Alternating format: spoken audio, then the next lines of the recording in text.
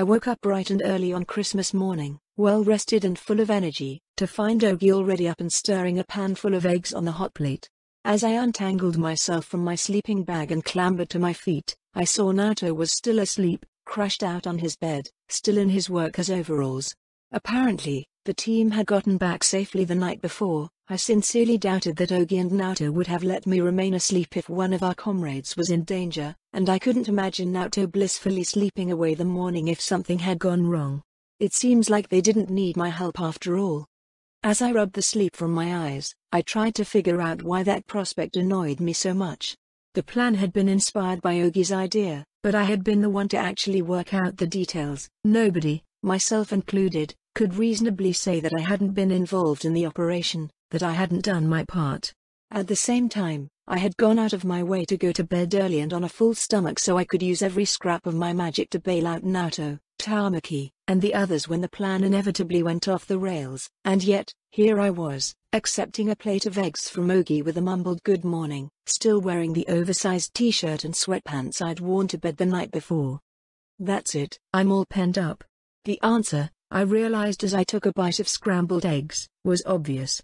I'd practically been bouncing off the walls the last few weeks as my arm and side recovered, and only Callan's invitations to join her on trips to the settlement, along with the promise of a return to my typical work at the end of this week, had kept me sane. I had gotten myself all worked up over the possibility of going out and getting some exercise after 3 weeks, and now that I had been denied that release, I was unreasonably irritated. That's all there is to it. I like peaceful work, but exercise is important for a stress-free life. So? How'd it go?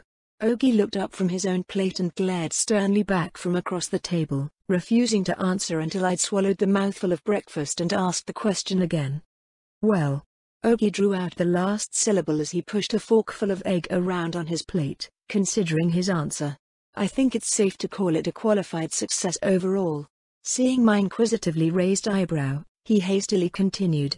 Everybody got home safe, and it doesn't look like the Brits tracked anything back to Shinjuku, which is the good thing.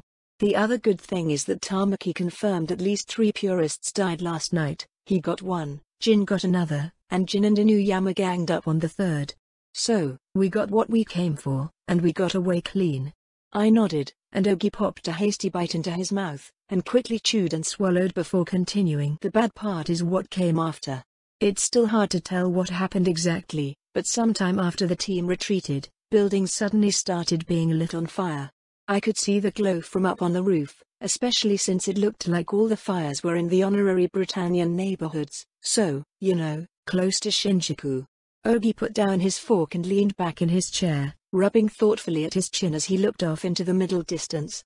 I could hear the sounds of yelling and screaming from the roof too, not to mention the sounds of lots of angry people breaking a ton of stuff. He looked back at me, and winced sympathetically, no doubt at the expression on my face. I can only assume that someone saw the uniforms the team was wearing, and decided mob justice was in order. I scowled as I nodded my acknowledgement, my earlier concerns about the well-being of my comrades and my own annoyance swept away by the sudden flood of worry, anger, and a little bit of guilt. I had known that it was all but inevitable that the honorary Britannians would be at least partially blamed for the murders we had committed, but I'd hoped having the honorary Britannians be led by an apparent Britannian would direct the blame more towards other Britannian factions, with the honorary Britannians treated as the blunt instruments of their foreign officers. The worst I had expected was a handful of show trials of unlucky soldiers on trumped-up charges, followed by executions. That would have further blackened the purists' name, and undermined the loyalty of the honorary Britannian troops, but it would have been limited in scope and the only Japanese to die would have been the ones who had sworn themselves to the armed service of our occupier. Instead, it looked like the purists had taken the excuse I'd handed them and initiated a pogrom. It was impossible to tell the scope of the damage at this point, but unquestionably civilians had suffered, men and women doing their best to do as the system demanded in order to live the best lives they could. And I was partially to blame. I had followed in the footsteps of the rebel groups of my youth, only I'd been smart enough to attack outside the ghetto so the retaliatory scourge would fall on someone else's back for a change. Before I let myself get too far down that train of thought, I paused, and re-examined the facts as I understood them. Agents under my direction and in disguise had murdered a handful of soldiers in a glorified street fight, and in response the Britannians had organized a mob attack on their own loyal collaborators. None of this is your fault. If anybody's at fault for troops running wild in the streets, it's their idiot leaders who couldn't or wouldn't control their men. Besides, the Britannians were the ones who invaded us, and who have engaged in mass executions as a matter of policy. Taking ownership for their fuck-ups is simple stupidity. The latter thought was probably more in keeping with the truth of the matter. The Britannians had proven themselves as vicious in their treatment of their loyal subjects as they always had been when handling the conquered population of Japan. Whatever had happened last night had little to do with my actions. 3 dead purists and a flash of honorary Britannian uniforms had proven to be the catalyst, but the hatred and contempt for the honorary Britannians had clearly predated Christmas Eve. All of this talk of fault was meaningless anyhow. The Britannians weren't going to back down and reform their corrupt system to something more equitable and efficient, and I wasn't going to stop fighting against their tyrannical, murderous, and exploitative system because they killed some of the millions of Japanese that lived as functional hostages under their cruelty. All too often, blood was the price for meaningful change, and changing Area 11 was always going to be expensive. Besides, if the enemy wanted to butcher their loyal soldiers and their families in the street, who was I to disturb them in the midst of making a mistake? We need to find out what's going on in the settlement. I set my fork down on the emptied plate, taking a moment to marvel how eggs had gone from the rare luxury item they had been when I'd met Ogi and Naoto back to the common ingredient they had once been. Clearly, something unexpected happened last night. If you're correct that the settlement's been taken over by roving mobs, that could present an incredible opportunity to strike before the administration regains control. On the other hand, if those mobs are heading towards Shinjuku after they finish off the honorary Britannians, we need to know that too so we can prepare a welcome for them. Ogi nodded. Ino already knows something's up in the settlement today, and she'll let Tamaki know once he gets up. Nagata's hanging out with the 5th Block Safety Committee right now, ready to pass on the word if it looks like that mess is coming our way. Suichiro and Chihiro are at the hideout, ready to break open our supplies if we give the word. What about the others? It was still something I had to consciously remind myself of, but our small cell was growing by leaps and bounds. Besides Suichiro and Chihiro, the 4 former gangsters, Hojo, Hina, Jin, and Inuyama, were unquestionably part of our organization now, having gone on multiple combat missions with Naoto and conducted themselves well. Kasumi, one of the former slave prostitutes who had accepted Chihiro and Naoto's offer to join us, had taken on the role of Ino's dedicated assistant, wanting little to do with violence in general and the former gangsters under Tamaki in particular, while 4 other freed slaves had begun combat training under Suichiro, Tamaki, and when she was free and in Shinjuku, Callan. Ina and Misato are at the hideout with Chihiro and Suichiro, ready to help hand out weapons if the need comes. Apparently, Chihiro's taking the opportunity to drill them on the range while they're waiting. Ogi smiled at that, clearly proud that his one-time student had inherited his dedication to teaching. Hojo and Makoto, one of the other former slave prostitutes, are on a roof near the southeast checkpoint keeping an eye open to see if any troops start moving in. The southeast entrance into Shinjuku, along with the southern entrance, had the largest gates and were the most likely path into the ghetto for any armored elements. Hina's keeping watch over the rising sun while Kasumi and Inori are helping Ino hand out the daily food boxes. I nodded my thanks at Ogi. It's such a pleasure to have competent and proactive comrades. Ogi completely lacked Vice's professionalism, but he was starting to approach Vish's ability to preemptively handle the details before I'd thought to deal with them. Thank you, Ogi. I darted over to the clothes I'd carefully laid out last night, in the event I needed to rush off to do battle at a moment's notice.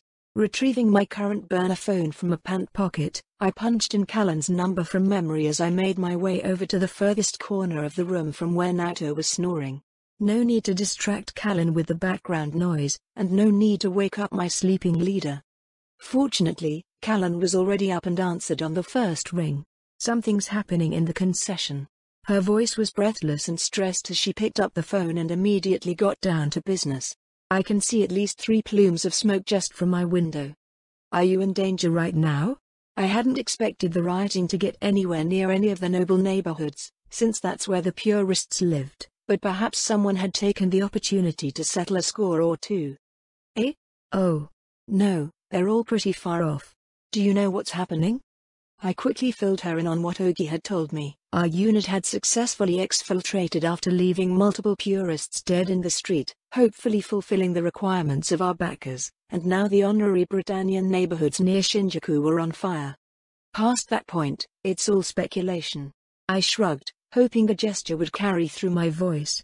Ogi and I think it's likely that the purists are the ones behind it all, but we don't have any concrete evidence of that. There was a pause for a moment, but I could hear Callan's heavy breathing on the other end of the line. After a few seconds, her voice came back in, taut with emotion. Why do you think they're doing this? What's the point of killing the 8 honorary Britannians? They've done everything they were supposed to. The answer that immediately leapt to my mind was a trite "nobody likes a traitor," but didn't ring true. The honorary Britannians forsaking family, culture, and tradition in favor of loyalty to Britannia fit what I understood Britannia's ideals to be perfectly. Besides being inaccurate, a flippant answer like that would have been cruel. It didn't take an experienced officer and manager to tell that Callan was deeply worried by a potential honorary Britannian purge, and thanks to my trip months ago to the Stadtfeld Manor, I knew exactly why she was so concerned, and so I chose to answer the question she hadn't asked first. I'm fairly certain your mother's safe, Callan. The sharp intake of breath told me I'd read the situation correctly, but I pressed on before she could butt in. Callan's worried and scared for her mother. Once Nato wakes up, I'm sure he'll be too. She lives in a noble manor, and nobody's going to go house to house forcing nobles to hand over their domestics to the mob. More importantly, she's got the eye of a noble, 2 nobles, in fact, the lord and heir of House Stadtfeld. She's probably the safest honorary Britannian in the city. I paused, letting those words sink in. Over the phone, I heard Callan take a deep breath, slowly reining her anxiety and fear back under control. Besides, she's not a soldier, and I'm going to bet that the honorary Britannian soldiers are probably the priority target for the mobs, if the purists really are behind whatever's happening. Because our comrades wore honorary Britannian uniforms. It wasn't a question. Callan had, of course, been deeply involved with the information-gathering process for the plan, and she'd known what the uniforms we'd stolen were for. That's definitely the bloody shirt they'll be waving. Yes, I acknowledged, making my thoughts clear on the grounds for that excuse. And if a few men dying in a brawl were enough to touch off a murderous assault on their fellow loyal subjects, including the soldiers most motivated to zealously carry out any order given, clearly there's more to it than just that. These sorts of things don't just happen, Callan. Whatever happened last night's been coming for quite some time, and we just happened to hand the bastards an excuse. Don't let them paint our hands red with the blood they've shed. Our hands are going to be bloody enough by the time this all ends as is. Amazingly, Callan laughed at that. It was a familiar laugh, a jeering laugh laden with oblique humor, one that reminded me of the trenches, and of passing sandbags down a row of soldiers from where they were being filled in a relay trench to the forwardmost line. Back on the Rhine front, enough men had been pulverized by artillery that loose body parts were far from uncommon. During the bad times, when the typical barrages have accelerated to constant drumfire for hours, if not days, when it was days, that always meant our sector had been chosen for Francois' assault. Only majors could leave the trenches without at least a 50% chance of death, and our time and energy were too valuable to spend on evacuating corpses. The fallen had been buried into the walls and floors of our dugouts and trenches, and as the men who had buried those unfortunates were themselves killed, the exact locations of all the bodies had been forgotten. When it came time to dig dirt out of the sides of the trench or the floor to fill new sandbags, however, those dead had returned to our awareness, and more often than not the sandbags we'd passed man to girl to man had rotting flesh mixed in with the sand and the loam. It had become a common joke for someone to call out what part of Willie was in each sandbag, along with an adjective.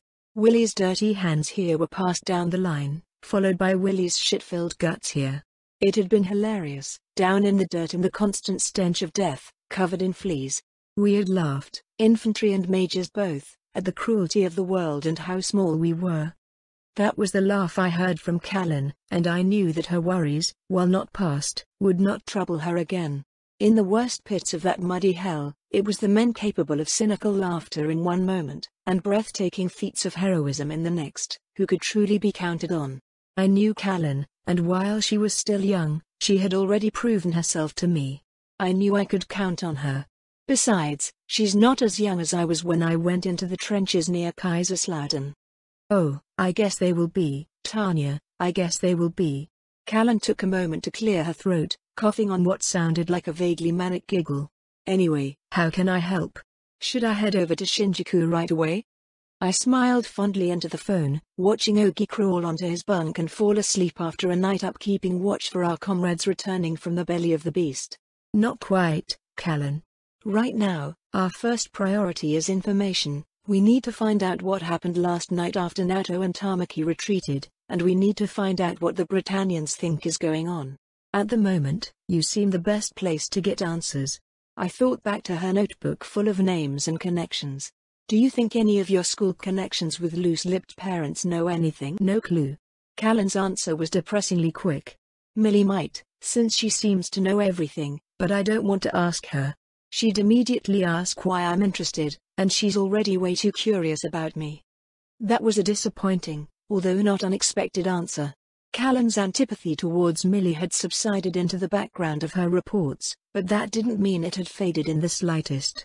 Considering the second-hand accounts of her behavior I'd read in Callan's notes, lines like "Millie tried to grab my breasts," Millie implied that I was trading sexual favors for grades, and Millie commented on how tight my school swimsuit is interspersed between gossip about military activity and overheard speculation on Clovis's growing affiliation with the purist faction. I could fully understand why Callan was so angry with the other girl. Unfortunately, budding sexual offender or not, the same reports made it clear that Millie was a startlingly intelligent young woman who had a deep network of informants that supplemented her access to her grandfather's files. If she had heard anything of use through her connections, which included the children of purist officers and of the noble families that sympathized with and backed those officers, I might have to order Callan to bite the bullet and ask the walking HR headache for a favor. I suddenly realized that Callan was still talking, and hastily dragged my attention back to our conversation. Be a bit risky, but I think it would be the best way to get some answers. Plus, it worked before, so it might work again. I'm sorry, Callan. I apologized with a grimace at my own wandering thoughts. Always pay attention when your employees are speaking. Doing otherwise will make them feel undervalued. I was distracted. What did you say? Well, Callan coughed self-consciously through the phone, and I could practically imagine the stubborn blush spreading across her cheeks. I was just saying that I could try the student reporter excuse again. Something's obviously happening, so I could just tell anyone who stops me that I just wanted to get a scoop for the student paper. And I know it might be a bit risky, but I don't think anyone is going to get super upset with an idiot schoolgirl sticking her nose into serious matters. Excellent idea. My praise was sincere, but I made an effort to inject an extra dose of enthusiasm and relief into it to make up for inadvertently tuning her out earlier. Be careful, bring your knife, and let me know if you need any help or backup. I'll be waiting with Nagata, and we'll be on our way as fast as possible if you need us. Several minutes of reassuring her friend and leader that yes, she did in fact know what she was doing when it came to dressing up as a student reporter later, Callan finally managed to end the call, shaking her head with fond exasperation. Tanya was frighteningly intense in all that she did, which was mostly an advantage when it came to waging war on a brutal, evil occupation while running a charity as a side gig, but her tendency to micromanage could be intensely annoying at times. Callan had actually brought that up during one of her increasingly rare visits to her brother's apartment, and while Naoto had commiserated with her frustration, he had also pointed out that Tanya's controlling behavior shouldn't be seen as some sort of implicit criticism or a lack of faith. When Callan had first met Tanya, she had already seemed extremely self-possessed and utterly confident, stopping short of arrogant only because of her incredible skill, and because of a moment of kindness and reassurance on a nameless Shinjuku street. Naoto, on the other hand, had first met Tanya when she still flinched whenever anybody moved near her, always anticipating an attack. The way he told it, even convincing her that she could eat their food had been a struggle, even though she was obviously hungry, and that hurdle had only been cleared once she'd been convinced she'd earned her meals.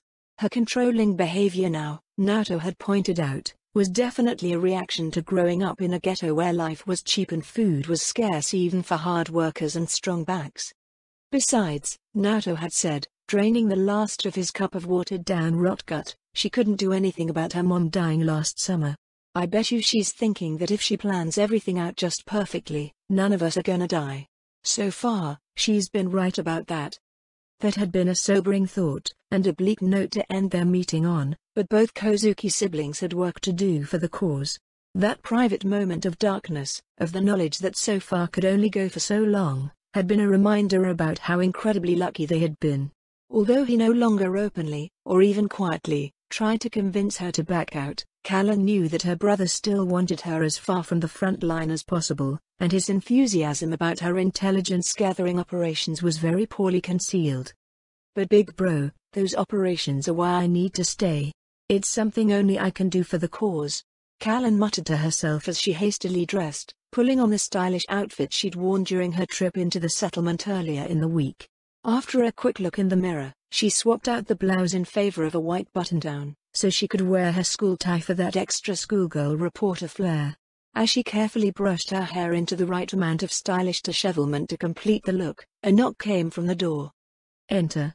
Although Callan kept looking into the mirror, her eyes were fixed on the reflection of the door rather than her face, and her hand crept close to the compact with its concealed knife. She had a standing order that the servants weren't to disturb her in the morning on weekends or holidays, and her stepmother never came to her room herself, preferring to summon her to the parlor on the rare occasions they were forced to speak. Who the hell could that be? The door opened slightly, and to Callan's mild surprise her mother, her real mother, slipped inside, smoothly closing the door behind her. The facade of the perfect maid held for a second, before her mother's posture cracked as it only did when they were alone and in private, and she rushed across the room, enfolding Callan in a hug and pulling her to her chest. To Callan's surprise, she could feel her mother shuddering against her, and felt a warm wetness in her hair where her mother had buried her face. Mom? Are you okay?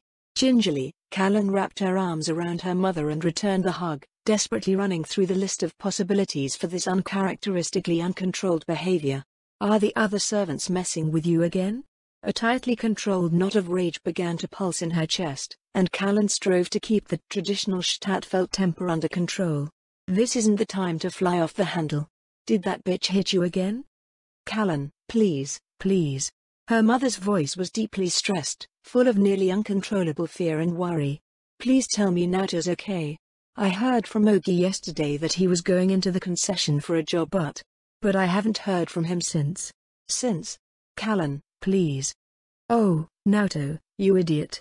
Don't worry Mom, I just got off the phone with Tanya. Everybody got home safely. He's sleeping in his apartment right now. Callan winced as her mother's embrace tightened just a bit more, and immediately began making her brother's excuses. He probably got in super early, Mum. He didn't want to wake you up. I bet you he was gonna call you as soon as he woke up. That stupid inconsiderate idiot boy. The hug suddenly turned vice-like. Thinks that just because he's a big grown man I won't haul him over my knee. Make me stay up all night thinking he was dead or hurt while the whole damned concession goes crazy. That no good idiot boy. I raised him better, Callan. Callan soothingly rubbed her mother's back, trying to convey sympathy while she kept an eye on the door. Hope nobody's close enough to hear a bunch of angry Japanese. And I hope she remembers I'm not Naoto before she breaks my ribs. Mom. You're right, Mom. He's an idiot. But he's alive, and he's safe. So, can you let go? Thankfully, her mother got the message, releasing Callan to her relief. For a moment, her mother looked like she was about to continue her rant, before visibly taking a moment to calm down. Then, to Callan's rising sense of dread, she took a moment to look her daughter up and down, from her school tie to her booted feet. And where might you be headed this morning, Mistress Callan? The tone was asked in a sweet tone, as subservient as any maid's voice should be, but in Callan's ears the words sounded as heavy and implacable as an oncoming sledgehammer. Well, Callan coughed nervously, damming the embarrassed heat she could feel on her cheeks. It was amazing how repairing her relationship with her mother had suddenly given her maid the power to make her feel like a child again. Tanya asked me to find out what exactly happened last night, so I was going to go out and take a look. For a second, Callan was certain that her mother would, despite their status as maid and mistress, try to put her in timeout and confine her to her room for the rest of the week, only allowing her to leave for school. She wouldn't have had the power to enforce any such edict, but Callan doubted that would stop her mother, worked up as she was after a night wondering if her eldest child was dead. After a moment, though, her mother sighed, shook her head, and wrapped her arms around Callan again, not the crushing embrace of worry and anger but a light hug, reassuring herself that her daughter was still there, and reassuring her daughter that she wasn't about to be subjected to maternal fury. "You're just like your brother," her mother's voice was warm in Callan's ear. "Stubborn and stupid, and far too brave for your own good." With a last gentle squeeze, Callan found herself released as her mother retreated back across the room, back towards the door. "Should I have the car brought around for you, Mistress Callan?" Callan gulped down the dense wad of emotions blocking her throat and hastily rubbed the tears from her eyes. "You were always there, Mama, looking out for me and Nato." No, that's fine. I don't want anyone to know where I'm going. I'll just catch a bus or something." Her mother turned as she opened the door. "Mistress Callan, haven't you heard that the public transportation system has been temporarily shut down in light of last night's events?" "Damn it. No." Callan had not realized that little wrinkle when she'd volunteered her services to be Tanya's eyes and ears. "I can't call a driver. The bitch will know I'm out and about, and might start asking questions. I need a ride." "Hey, wait a second." A few days earlier, Callan had accompanied two of her fellow members of the student paper to do a story on the motor club, and to take pictures of the club members with their personal vehicles.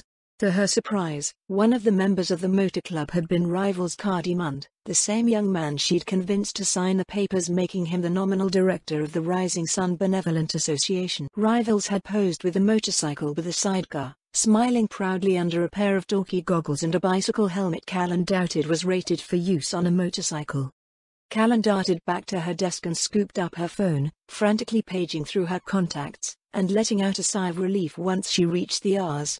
She'd asked for Rivals' number after she had convinced him to sign the papers, and he'd been all too eager to give it to her, nearly dropping her phone as he typed it into the new contact. She'd never had a reason to use it before, and thankfully he'd never tried to call or text her after the first exchange of confirmation texts, but now. "Thank you, but the car won't be necessary." Callan turned back to her mother and smiled. "I've got a guy." Immediately, her mother's eyes narrowed and Callan felt her already red cheeks light up anew as she realized what her mother had just heard. "No. I mean, he's got a motorcycle." As soon as the words were out, Callan knew that she hadn't helped her case. Her mother glared at her for a moment longer, before shaking her head. "I didn't say anything when Nato went to live with Ogi, so I won't say anything to you. Just be safe." And before Callan could dig the hole she'd fallen into deeper by trying to correct her mother, the door closed, leaving Callan gaping open-mouthed at the polished wood. Rivals picked up on the third ring. "Callan? Is that you? I'd totally forgotten you had my number. Merry Christmas."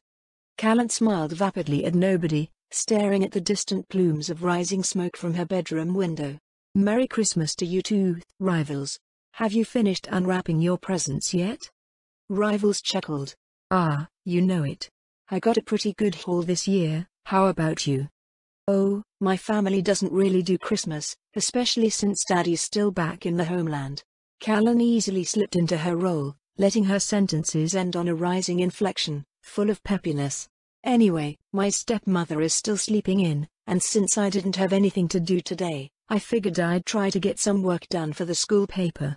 Wanna help me?" There was a pause, before Rivals responded. Sure, I guess. I don't really have anything going on for the next few hours, and then I need to meet up with a buddy." "Great." Callan chirped before he could try to back out or make excuses. "I'll text you my address. Bring your bike, I'm gonna need a ride." She smiled at the sound of a hasty acceptance. "And now to make sure he doesn't get cold feet." "Thanks, Rivals. You're the best. I really need help, but I'm also really happy to go on a ride with you." As he sputtered in her ear, Callan disconnected the call and sent two texts, one to Rivals with her address, the second to Naoto warning him that he'd better be ready to grovel for forgiveness from their mother. 20 minutes of waiting by the gate of Stadtfeld Manor later, Callan climbed into Rivals' sidecar, swapping out her flat cap for a helmet. "Wish I hadn't bothered to fix my hair up, it's all gonna be crushed flat by this thing." As he revved his motor, Rivals yelled a question over the noise, still managing to sound tentative about talking to a pretty girl while doing so. Where are we going, Callan?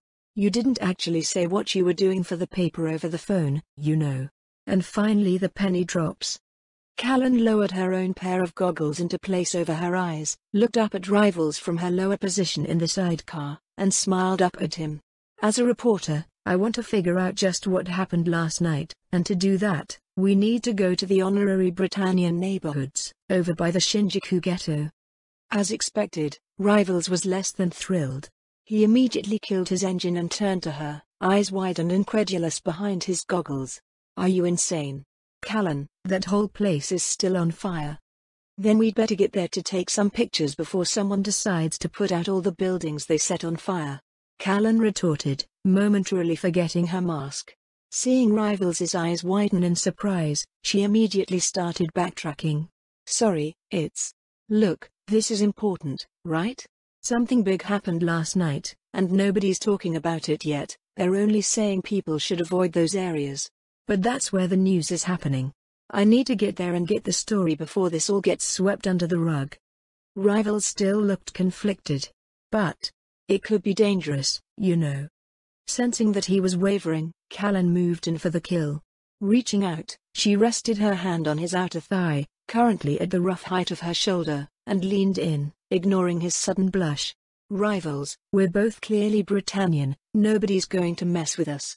Besides, don't you want to have a little adventure? Callan felt dirty as she added the seductive twist to her last word, but stamped her qualms down. Anything for the cause, for my mission. Tanya's counting on me. Thankfully for Callan's dignity, her last appeal seemed to have tilted the scales. Rivals' gaze firmed, and he nodded, earlier reluctance seemingly forgotten. You're right. It's important that the student body knows what's happening in the world around them. Callan just nodded and smiled, concealing her embarrassment and rising impatience as best she could. I'm glad we're on the same page. Let's get going, the news isn't going to write itself. As a far-off church bell tolled 9, Rivals took the nearest highway exit to Shinjuku and followed Callan's directions as she guided them towards the outpost she had visited the previous week. She doubted that the Britannian officers in charge of the pocket installation would be as eager to offer her hospitality as before, to say nothing of indulging a cute student reporter and answering interview questions, but Callan remembered how eager the younger soldiers were to talk to her and how they spilled everything they knew at the slightest hint of feminine interest. I'm sure they'll be falling over themselves to talk about how they beat up the uppity 11s. Callan deliberately kept her thoughts on the process of preparing to fawn over bloody-handed butchers, doing her best to sink into her noble Britannian persona. It was easier to don the mask of the perfect aristocratic daughter, benignly interested in the affairs of those below her and so supportive of His Majesty's men in uniform, everything that Kozuki Callan hated. Focusing on shaping the perfect simpering smile was easy, and staying focused on the possibility of information gathering made it easier to ignore the rising feeling of guilt as her sidecar rolled past shops with broken windows and a burnt-out car. We're pretty far from the outpost. And that's where the unit we stole those uniforms are. With practiced effort, Callan shoved that line of thought down into the dark and turned to examine her driver for the day. Rivals looked, unsurprisingly, shaken by the property damage all around them. As they passed a pharmacy that had clearly seen an attempted arson, judging by the thick black smudging over its smashed-in windows and broken door, he gulped hard enough for Callan to see from her position in the sidecar. This is probably the first time he's ever seen anything like this. Callan supposed she'd be equally disturbed if she hadn't seen the immediate aftermath of Mr. Asahara's little surprises, or if she still didn't carry around foggy memories of the conquest. She'd been out of the worst of it, but Naoto hadn't always been able to cover her eyes fast enough back in those chaotic months. Callan reached up and gently patted the side of Rivals' leg. She didn't have any personal grudge against the boy, and he'd been quite helpful. Unbeknownst to him, with the rising sun, she could spare him a bit of reassurance. It's probably gonna be worse once we get closer to the outpost. It only seemed fair to warn him. Plus, it'd be a shame if he lost his lunch while driving the motorcycle. If you want to drop me off here, I can go on alone. Rivals looked shocked at the idea, stealing an incredulous look at Callan before turning his eyes back on the road. Hell no. I'm not gonna dump you off by the side of the road in the middle of a war zone. He shook his head. Let's just get this over with, so I can get back home. Callan just nodded. Well, can't say I didn't try. She looked up at Rivals, and approvingly noted that the boy's expression had firmed up. It's strange. He's my age, but for some reason it feels like he's way younger. Hell, Tanya feels older than him, especially when she zones out. Her age or not, innocent or not, so far Rivals had risen to the occasion. Callan hoped that he'd continue to prove reliable moving forwards. His name was on too many important documents, and a mental break would draw unwanted attention towards the charity he sponsored. Despite the handful of junked cars and the abundance of garbage strewn across the street, Rivals skillfully navigated his mechanical steed, sidecar and all, down the cluttered roads of the honorary Britannian neighborhood. To Callan's vague discomfort, the streets were eerily deserted, without a single pedestrian in evidence as they cruised down the roads littered with evidence from the previous night. A few minutes, and many vandalized buildings. Later the whitewashed concrete of the outpost's walls emerged from the endless rows of shops and apartment high-rises, coils of razor wire glinting in the winter morning sunlight over the top of the surrounding roofs. Despite the bravado of the Britannian flag waving over the strong walls, the installation had an undeniably defensive air, like an injured boxer preparing to ward off incoming blows. Unlike the last time Callan had visited, the steel bars of the gates were raised and the smaller pedestrian entrance had been chained shut. As Rivals slowed to a stop on the frontage road in front of the garrison, the raised road spikes prevented them from actually approaching the sealed vehicle entrance. Callan noted that the paint around the pedestrian entrance was blackened and peeling, and the concrete peeking out from under the institutional eggshell cover was chipped, as if someone had spent a considerable amount of time hammering away at the wall. Callan raised her cell phone and quickly snapped a picture of the chained gate surrounded by the halo of soot. So the mob definitely came here last night. Did they get in? Through the lens of her camera, Callan noticed what looked like a deserted triage site on the parade ground between the two honorary Britannian barracks, a row of cots with blood-stained linen surrounded by discarded fatigues and soiled bandages. She could vaguely make out several men sitting against one of the barracks walls flanked on either side by a pair of armed soldiers before her view of the interior was abruptly obscured by a Britannian uniform. Oi! What the hell are you looking at? Get the fuck out of here! The approaching soldier who stepped out from behind the wall and into the frame of the pedestrian gate, voice thick with the accent of New Belfast, gesticulated from behind the steel bars, one hand waving the pair of teenagers off while the other rested on the rifle hanging from his shoulder. Get out of here and get yourselves home, now. As soon as she saw the gun, Callan felt the familiar rush of icy heat as her adrenaline spiked. The cola fury at the Brit bastards who had come from beyond the sea to ravage her people that always smoldered in her belly flared to life at the possibility of a fight, while the cold water of discipline kept the inferno tightly controlled, leashed until it was time to make them the victims for a change. But that time isn't now, and you're not a Kozuki. Not right now. Quickly hitting the record button on her phone, Callan summoned up her memories of how confident and righteous Tanya had sounded in that ruined officer block from Shinjuku Gyomei Station before responding. What happened here last night? She yelled back, feeling Rivals' rising anxiety like a palpable pressure on her back and ignoring it. Who tried to break down the gate? Did anybody get hurt? Two more soldiers appeared behind the first. Last chance. One of the new arrivals shouted back, a sergeant's chevron painted on the breastplate of his uniform, as he raised his rifle in their vague direction. This is a restricted area. By Prince Clovis's order, we have the authority to open fire on all potential threats. Leave immediately. As the barrel of the rifle swung their way, Callan began to repeat her questions, but Rivals apparently hit his tolerance for danger. The bike's engine roared back to life, and Callan barely had time to stop the recording and shove the phone back into her pocket before they rocketed off down the street. Spurred by the threat from behind, which Callan was almost certain had been a bluff, Rivals sped off at breakneck speed, recklessly weaving around debris. Only a few blocks away, though, he was forced to slow to a more reasonable speed as the debris thickened, stopping entirely at a three-way intersection jammed by the cadaver of a burnt-out delivery truck. The wheels had melted and the interior of the cab was just a mass of blackened plastic, but the steel frame still completely blocked the roadbed. As the engine sputtered and died, Rivals stood up from the bike and staggered away, nearly collapsing to his knees before catching himself against a nearby streetlight. From the sidecar, Callan could see his body shiver as the adrenaline flood of a near-death experience stimulated every muscle with the need to flee. She pulled the helmet and goggles off, unnoticed sweat instantly chilly on her face and scalp in the midwinter air, and took the opportunity to stand up from the cramped confines of the sidecar, booted feet crunching on shattered glass. Hope Rivals paid for self-sealing tires or something. Stretching her back, Callan took a moment to look around.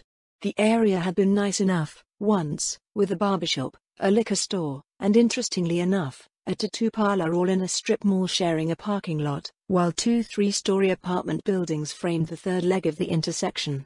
The tattoo parlor in particular was a sign that this was a neighborhood of people determined to adapt Britannian foibles, as tattoos still made most Japanese think immediately of the Yakuza.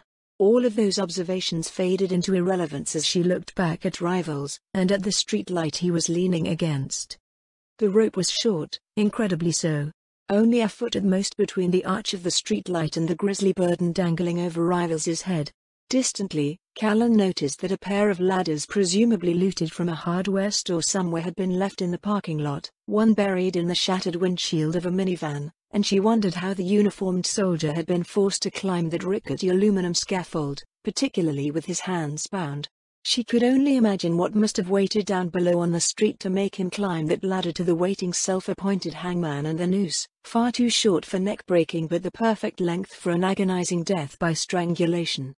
Moving carefully, as if too sudden an action would disturb the sepulchral tranquility of the scene, silent but for Rivals's harsh breathing and the distant sounds of traffic, Callan pulled her phone out of her pocket and snapped 1, 2, 3 pictures of the hanged man, taking care to capture the unit and rank badges still visible on his shoulder and chest. The face was mangled, cheekbones broken and eyes swollen shut, but the agony was clear on the grey features. Member of His Majesty's Armed Forces or not, Callan was grimly certain that nobody had pulled on the poor man's legs to speed his exit from the world. Ever since she had realized that the rising smoke came not from the ghetto but from the homes and businesses of honorary Britannians, Callan had wrestled with her emotions, trying to figure out what she should feel about the sudden wave of fratricidal violence that her rebel band had helped unleash.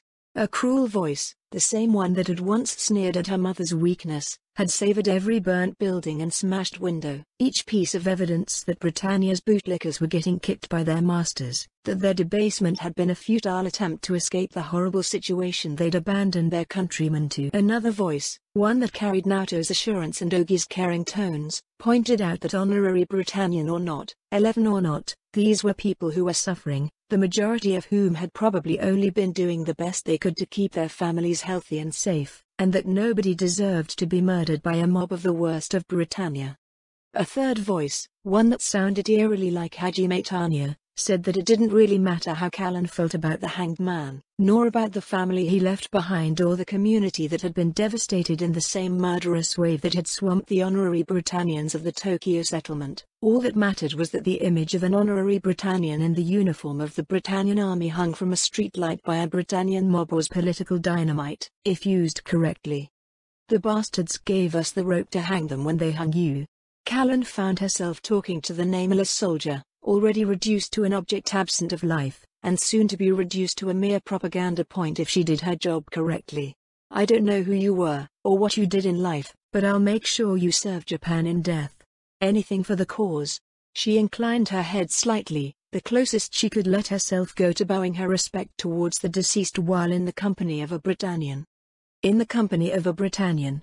Suddenly, Callan remembered that Rivals was still leaning against the post, taking deep, calming breaths, completely unaware of the boots dangling 10 feet over his head. Shit. I've got to get him away from there before he realizes I just let him stand under a corpse.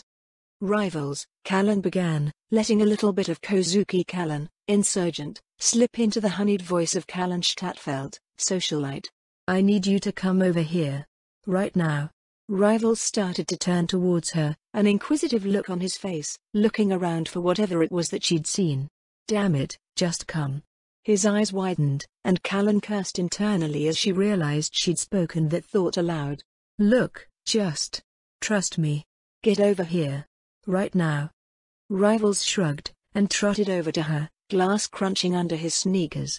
His face was still slightly ashen, but that typical puppy-like smile, so young, so innocent, had returned beneath his goggles. "What's up, Callan? See something cool?" Callan felt her heart break slightly. "I was such an idiot to ask you for a ride. I'm sorry, Rivals. Rivals, we need to get back on your bike to leave, but when you turn around, you're going to see something. Something really bad. I need you to understand that I didn't expect this, and I need you to know that there's nothing we can do to help. Okay? You got it?" Rivals cocked his head, a look of confusion and uneasy amusement on his face. Sure, I guess," he chuckled. "Man, you sound pretty freaked out, Callan. Last time I heard a warning like that, Nina was changing in the council room and Shirley was too embarrassed to just spit it out. I had no idea what she was talking about, so I just walked right in. Man, that Nina's tiny, but she slaps like a gorilla," he laughed again, clearly expecting her to join in on his amusement. Callan had no idea what to say to that.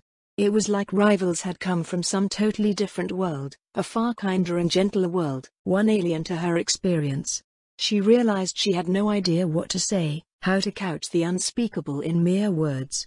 It dawned on Callan that this was a window into her own culture, the culture of her father, the world of young nobles that she'd come to late and had always felt estranged from, unable to truly relate to her peers thanks to the memories of the conquest and memories of Naoto coming home with bloody knuckles and torn clothes night after night. The Britannians were unquestionably monsters, but their children were, in a horrible way, innocent, not blameless, but innocent and thus ignorant, of the world around them. And so, Callan said nothing, unable to find the words to soften the blow, and merely watched as Rivals turned from her, curious at what she had seen. She watched as he first looked side to side, before noticing the dangling boots and looking up. For a moment, Rivals just stood in place, before he staggered, rocking back on his heels and stumbling as his face twisted in revulsion in his attempt to get away from the grisly bundle of meat and cloth and nylon and vomiting into the gutter.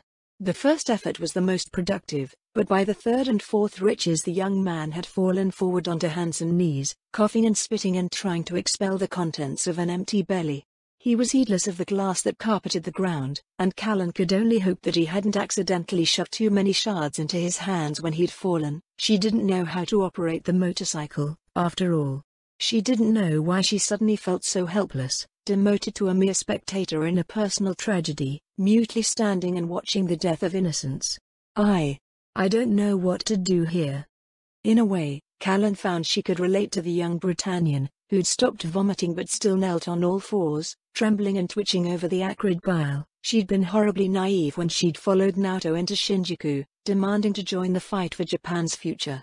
That blithe ignorance of the facts of life had vanished forever as she'd stared into the desperate eyes of the first man she killed, and it was only thanks to Tanya's intervention that she'd survived not only the desperate fight, but also the aftermath. A sudden awareness of what she had done had come crashing down. How had she done it back then? I got angry at her, she threw the anger back at me, comforted me, reassured me, and told me that it was all for the cause.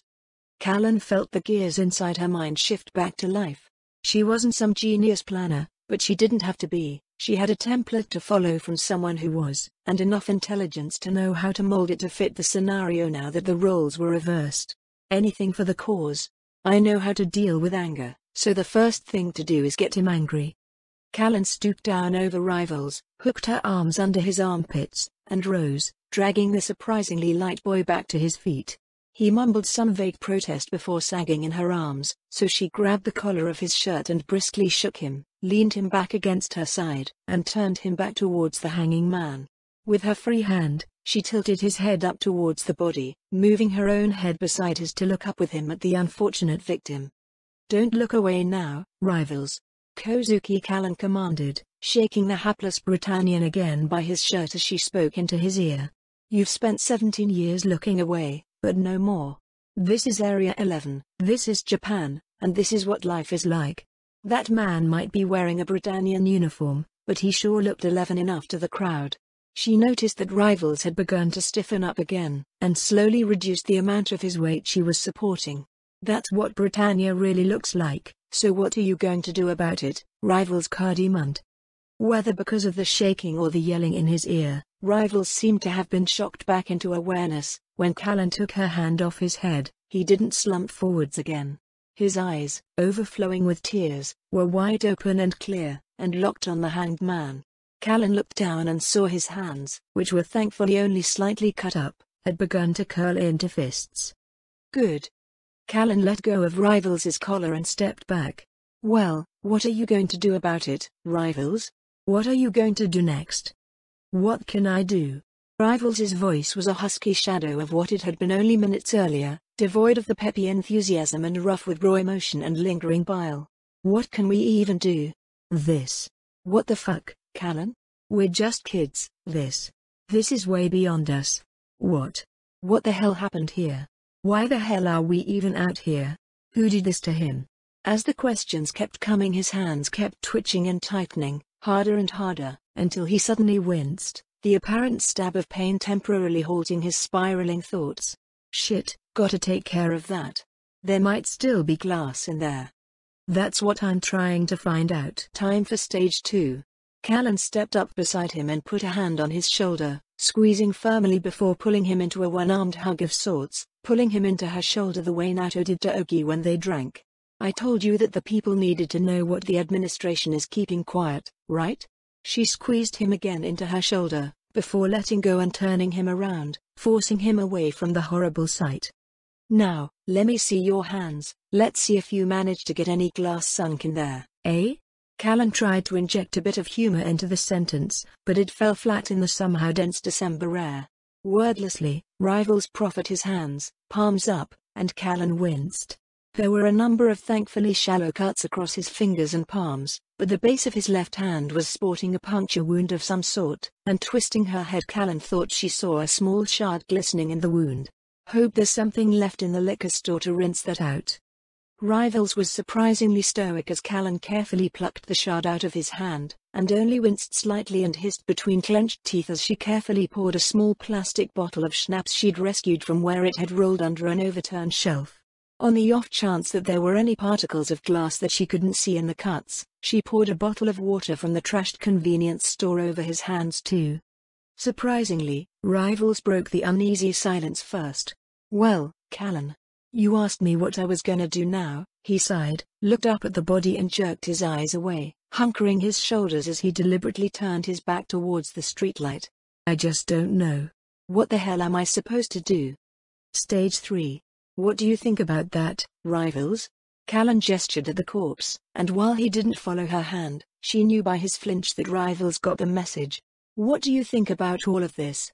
This is an honorary Britannian neighborhood, Rivals. These people are all Britannian subjects, sworn to the Emperor's service, but someone came through and destroyed this place. Who do you think did it? Rivals grimaced. Well, it could have been numbers, I guess, jealous of their former countrymen who found a better life, but, he shrugged. That would have been all over the radio, and the police and the army would be all over the place.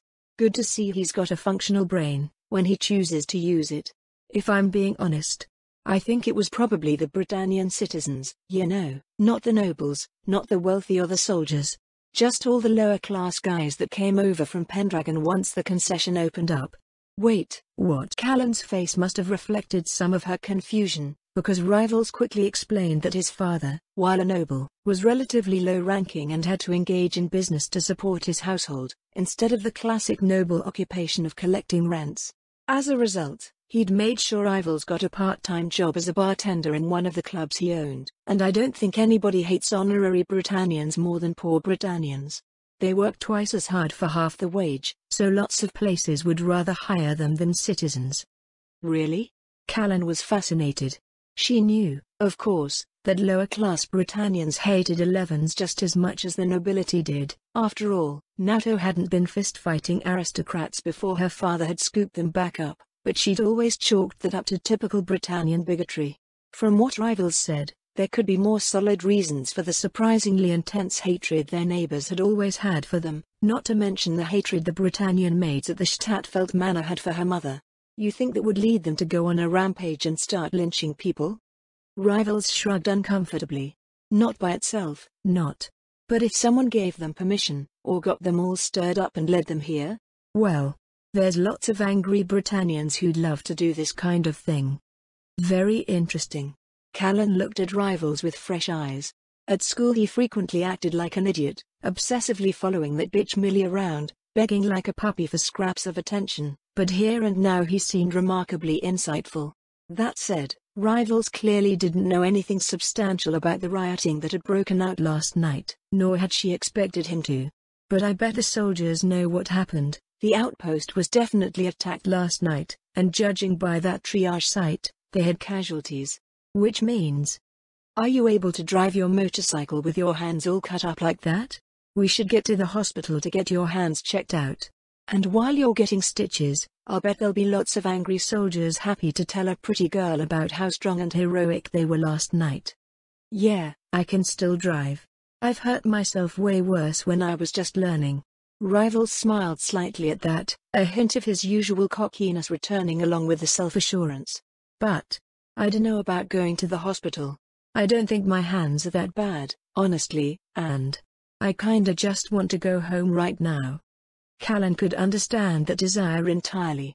Tanya's support after her first kill and subsequent body disposal had been key, but she hadn't felt safe again until she was inside the comforting security of Naoto's embrace. That said, she needed to get to the hospital to try and talk to those soldiers as fast as possible, so she could get her report back to Tanya as quickly as possible.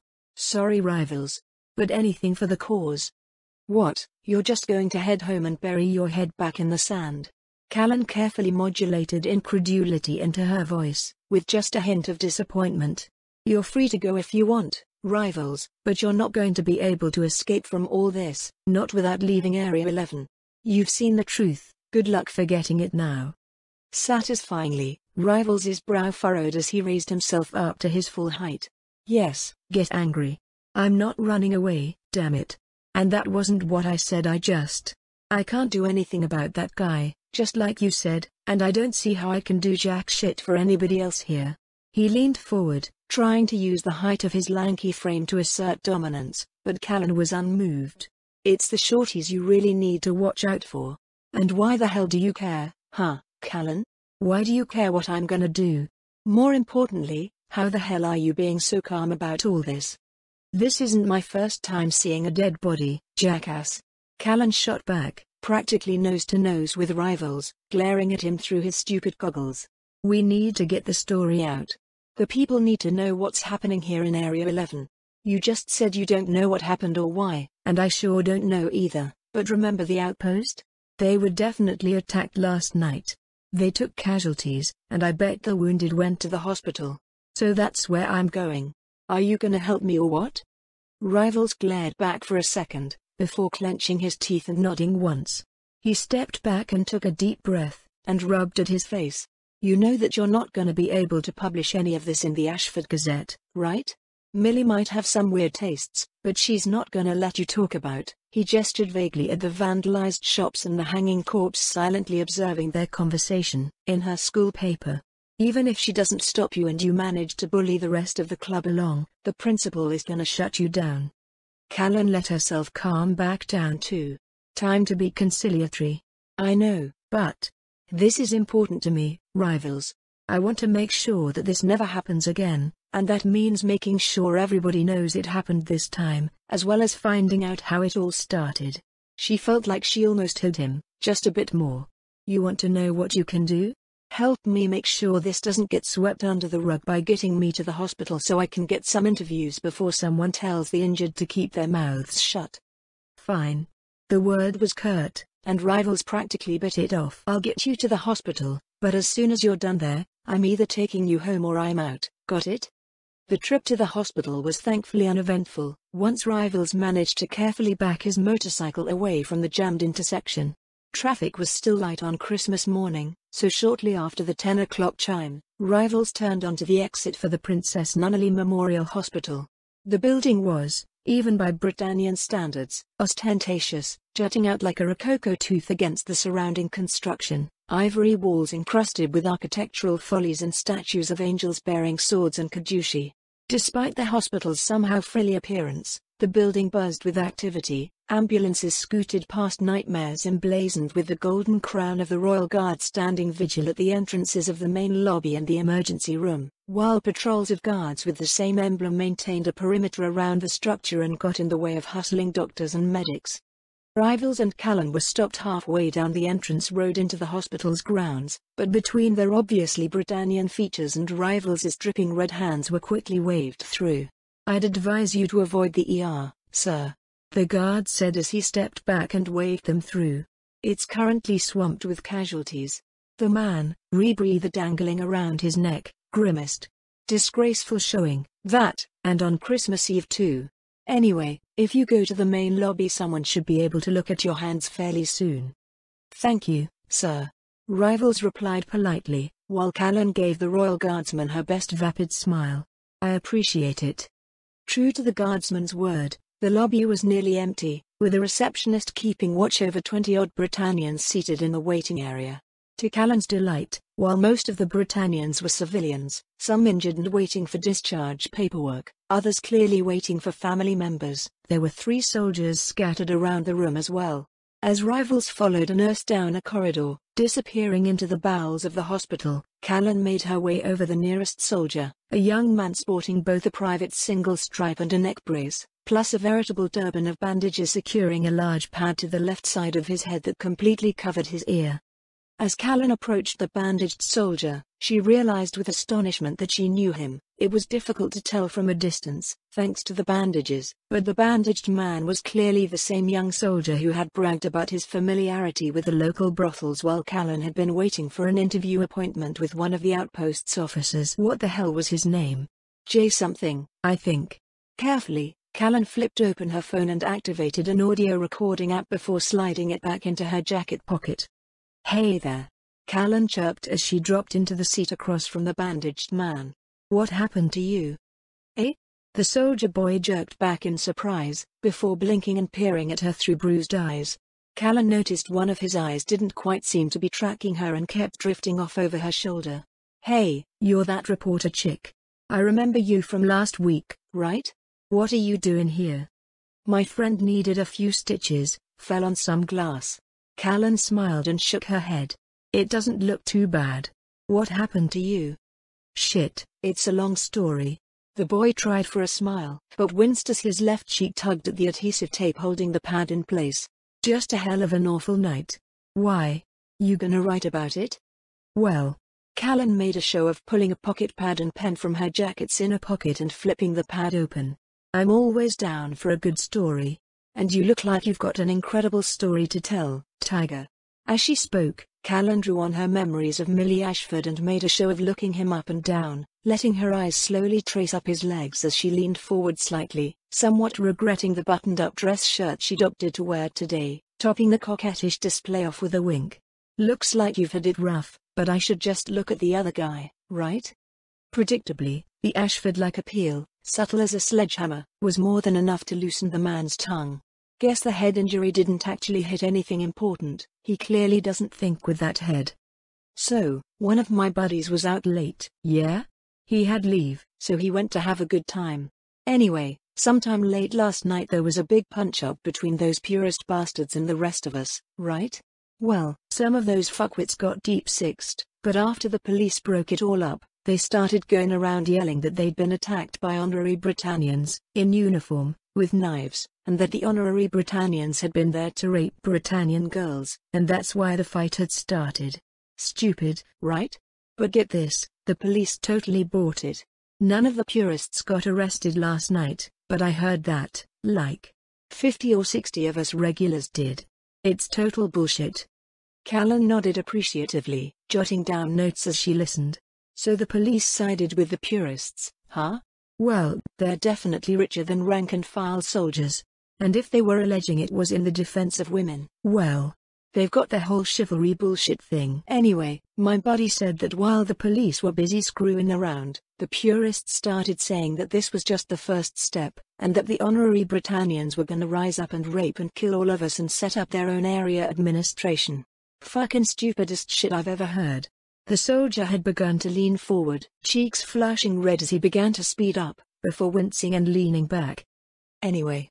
The soldier took a calming breath, and deliberately slowed himself down. Anyway, all the idiot civvies that were also going to the bars and the brothels and stuff started rallying around the purists and calling their friends over, and soon enough bad shit started happening. My buddy hauled ass back to our outpost, so we had some warning.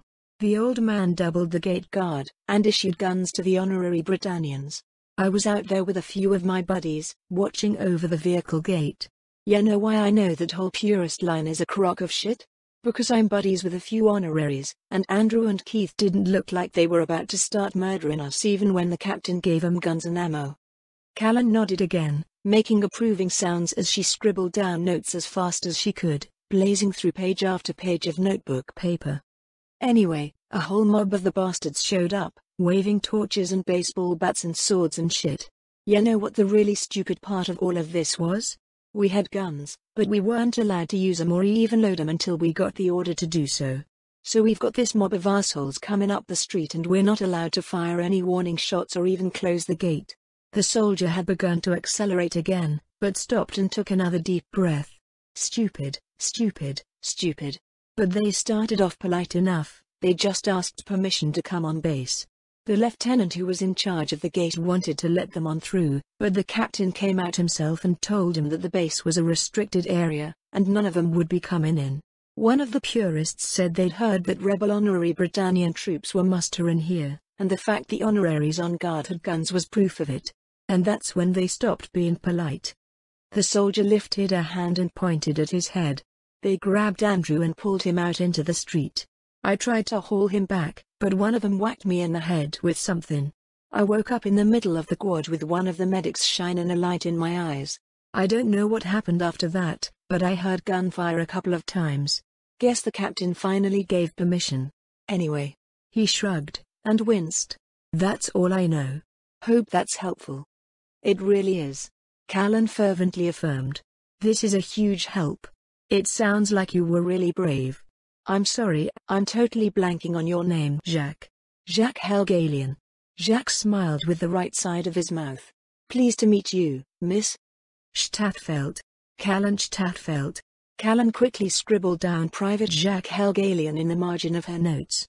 Taking a quick look up, she saw Rivals emerge from the hallway, a fresh bandage wound around his left hand. She turned back to notebook, and quickly wrote her student phone number down on an unused page and tore it out. Here, this is my number, call me if you remember anything else. She leaned forward and pressed the page into his hand. And, Jacques, I think it's really impressive that you stood up for your buddies like that, honorary Britannian or not. You did good. Jacques smiled again as Callan got to her feet. If I'd known standing up to those purists fuck muppets would get me pretty girls' phone numbers, I'd have started doing it way earlier. See you around, maybe? The hopeful note was obvious, and Callan gave him a smile that was halfway sincere. He did get hurt trying to help an honorary Britannian, a Japanese. Guess not every Britannian can be a total bastard. Maybe. Heal up fast first, though. Callan turned and left Jacques behind on his waiting room chair, joining Rivals as he waited by the door to the hospital. How's the hand doing? Callan asked by way of greeting as she pushed the door open and held it for Rivals. Not too bad. Turns out, stitches aren't too bad once they've got you all numbed up. Rivals followed Callan outside, blinking in the sunlight. Honestly, the worst part was the tugging sensation when they... Well, you know. Callan nodded. Yeah, I can see that feeling pretty weird. She paused. Wait, they gave you an anesthetic?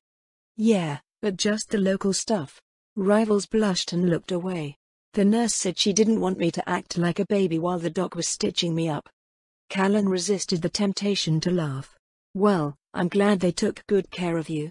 But, that probably means you shouldn't be driving, right? Rivals fiddled with his helmet, which he carried in his less damaged hand.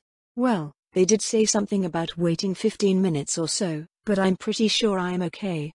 I should probably get back home so I can make my report to Tanya as soon as possible. But today's gone bad enough already that driving with a numb hand feels like taunting fate. Don't worry, I've got time. Callan assured Rivals, smiling reassuringly as she held up her notebook. I'll just take some time to get my notes cleaned up while the medicine wears off. Rivals shrugged. If you want. I think I saw a vending machine back in the lobby, so I'm gonna get myself something to drink. You want anything? As rivals wandered off in search of refreshments, Callan made her way towards the currently deserted bus stop at the edge of the hospital's patient drop-off area. Thanks to the currently halted public transportation system, she found the kiosk deserted and the bench completely free of any nosy onlookers. Taking a seat and checking that she was out of sight from the hospital entrance, she pulled out her phone and terminated the recording, before starting the playback.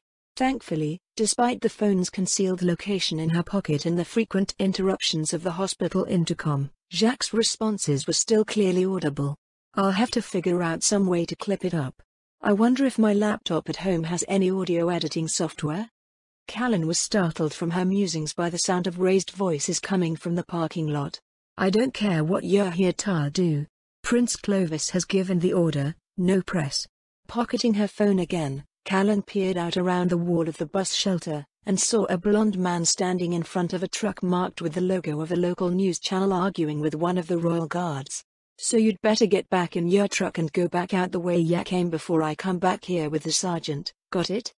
And I keep telling you that I've got permission to enter. The blonde replied, volume just below a yell but clearly testy. The studio cleared it with the administration 3 days ago. It's just a human interest piece. It's got nothing to do with whatever the prince is worried about. No. Press. The guard was unmoved. Not today. Come back tomorrow. I don't care. Just get your damned truck out of my parking lot. Fine. Wisely, the man decided to capitulate. I'll get the cameras loaded back up, and we'll be on our way. Good. You'd better be gone by the time the next patrol comes through in 10 minutes. Satisfied, the guard continued on what Callan supposed was his patrol route through the parking lot. This is it. Between the pictures and the interview. Sensing opportunity, Callan grabbed her notebook and darted out of the bus stop, jogging over towards the news truck and slowing as she approached. The blonde man had turned around and was apparently directing 2 considerably less well-dressed Britannians as they loaded crush-proof plastic boxes that Callan could only assume contained camera gear back into the truck. Not lifting a finger himself. And a ponytail, really? Uck. Callan slowed to a walk as she came up behind him. Excuse me? Mister? Why were you trying to get into the hospital? The man spun on his heel, long bangs and ponytail flapping, a flash of surprise and annoyance briefly visible before vanishing under a plastic expression and a vaguely condescending smile. Why do you think? The smile slipped for a moment, and Callan caught a glimpse of irritated anger before the mask returned, although the smile was decidedly sharper as the blonde apparently decided she was nobody of consequence, and thus a perfect target to take out his frustration on. I'm trying to do my job as a reporter. Something happened last night, and nobody's talking about it. The prince is trying to keep it all quiet, which means it must be interesting indeed. As a journalist and a producer, my job is to present history to the masses as it unfolds, but thanks to these damned guards I can't get anywhere close enough to anybody who knows anything to even ask for an interview. Well, lucky for you, I just came from the hospital. Callan replied, interrupting the ongoing rant, and held up her notebook. And wouldn't you know it, I'm a student reporter with my school paper and I just got an interview with a soldier who was wounded during the action last night. I've got my notes, and I've got it all taped too. The mask didn't slip this time and the oily smile remained firmly in place, but Callan noticed the way the self-described journalist's eyes widened with poorly hidden surprise. A school paper, huh? He scoffed incredulously. And you conducted an interview with a soldier? Wonderful. He shook his head with disdain, the smile taking a turn for the patronizing. Do you really think your little club newspaper is going to print any of it, or that your school's administration would allow it if you tried? Callan, recognizing that the man was deliberately trying to get her angry, clamped down on her desire to pound the smug bastard's flawless teeth into his skull, and instead forced herself to smile back at him, and if that smile was a tad bit smug, which she was reasonably certain hurt worse than a fist to the mouth, well, smugness was the preserve of young nobles wherever the Britannian flag flew. Probably not, but I couldn't just let the story go untold either. Plus, Callan dropped the smile, as soon as I saw the smoke rising this morning, I just had to know more. The man's expression had gradually smoothed out as Callan spoke, and as she wound up he offered a nod of mild respect that didn't reach his calculating eyes. And now you've got an interview you can't do anything with, he concluded, much to Callan's relief. Thank God I didn't have to propose the idea myself. Perhaps we could help each other out? Callan gave a tentative nod, squashing down both the personal gratification and the budding nervousness. This guy's a total shark. I'd better count my fingers when I'm done with him, but if I can get the word of what happened last night out in the open like this, a little extra bait first. Perhaps we can. And before I got here, I took a trip through the honorary Britannian neighborhoods where the events last night happened. I've got some photos that might interest you too. And now, the offer. Look, Mr. Reed. Diethard Reed, with High TV. Look, Mr. Reed, I really want to develop my skills as a journalist, but I'm having problems. Callan remembered the resentment Reed had shown at the restrictions put in place by the administration. I didn't do a good job playing the political game with the rest of the student paper's staff, especially the editor. She admitted in a heavy, despondent voice. So I've been stuck with all kinds of boring stories and puff pieces, nothing I can really sink my teeth into. Diethard smiled at that. Tragic. He proclaimed, voice dripping with cynical pity, truly tragic to see an enterprising young reporter brought down like that. But he theatrically raised his eyebrows, as if he'd just been struck by a marvelous inspiration. But I could see my way clear to giving you some tips, one journalist to another. He slid a hand into his jacket and Callan tensed slightly, but he only pulled out a business card. Here's my card, it's got my personal email on it. Send me a sample of your articles, and I'll see what I can do, along with your interview notes, the recording, and those pictures. He smiled as Callan took the card. Who knows, if those notes are good enough and the articles aren't too terrible, I'll maybe talk to a few people and see if I can't get you listed as a stringer for a few publications I know. Asshole. Sure, I'll shoot you an email as soon as I get home. Just use the damned things, alright? Make sure everybody can see what happened. It'll get lots of interest, I promise. Diethard smirked. I'll be the judge of that, Miss Cardimund. Callan replied immediately with the first name that came to mind. No need to let this piece of shit know anything about me. Callan Cardimund. Sure. Well, I'll be waiting on your email. Diethard waved, before turning on his heel and walking back towards his truck. Don't be a stranger now. Feeling in dire need of a thorough hand-washing, Callan shoved the card into her pocket, next to her phone, and retreated back to the hospital's entrance, walking past yet another patrolling soldier as she exited the parking lot. Rivals was waiting for her near the entrance to the main lobby, soda can in hand, and as soon as he saw her coming he chugged down the remaining contents of the can and pitched it into a nearby garbage can. Where'd you wander off, Callan? Rivals asked by way of greeting. I leave for a second to get something to drink, and when I turn around, your ass is gone. Sorry. Callan smiled apologetically at Rivals, but surprisingly this tried and true tactic failed to soften the boy's frown. Guess the pain from the anesthetic wearing off makes it hard to be hormonal. I saw someone who looked like they needed some help. Rivals shook his head with irritation. Well, I hope they really needed help with whatever it was they needed, because I'm running late now. Running late? Oh yeah, he said he had an appointment of some kind when he picked me up. Rivals scowled. Yeah, running late. And as much as I'd like to just go home and try to forget about this whole fucking day, I'm not gonna leave my buddy hanging. Callan tried to look as apologetic as possible, and Rivals unbent slightly with an exasperated sigh. Look. I'm meeting him at the front gates of Ashford. I heard from the TV in the lobby that they're starting to reopen some of the trains in the outer neighborhoods, so you can catch a train home from there, right? Callan hastily checked her mental map of the train routes. Well, if the J train's running. Great. Rivals dropped the helmet onto his head and started walking towards the parking lot Callan had just come from. In that case, I'll drop you off at Ashford. Let's get out of here. Callan pursed her lips, almost swaying at the sudden spike of anger. Does he think he's the only one who had a bad day? That I'm not upset about finding a brutally murdered man too? Damn it, I had to talk to a fucking journalist too. Rivals' back was turned towards her, and he was unquestionably weaker than her. Callan took a deep breath, held it for a moment, and let it go, taking the angry heat with it. Calm down, he's had a very bad day. He was traumatized. More importantly, you've got a job to do and he's got the motorcycle. Be a professional, and don't embarrass yourself. Calmly, Callan followed Rivals to the motorcycle, slipping into the sidecar and quietly donning her helmet. The ride to Ashford Academy was, in fact, entirely quiet. Traffic had begun to pick up as Christmas morning masses let out and prosperous Britannian families started heading out for brunches and lunches. The need for Rivals to focus on the increased traffic volume gave both riders an excuse to ignore the other and brood over their own thoughts.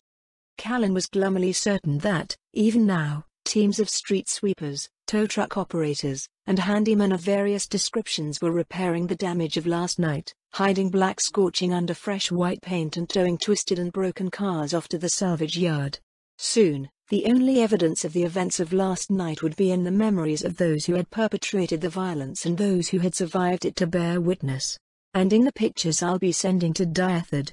I hope he finds a way to get them on TV. The thought made Callan smile just a bit. The Britannians were awfully fond of slapping a fresh coat of paint over their atrocities, or in the case of old Tokyo, building a shining new city on the grave of the old, but it would be damned hard to wipe away the lynched Britannian soldier's face from the collective memory of the viewers. Callan smiled to herself, imagining the storm of panic and futile rage that would sweep through the viceregal palace in such an event. No amount of impassioned speeches and pretty words from the prince would ever extinguish the embers of doubt that twisted face would kindle in the hearts of Britannians and honorary Britannians alike.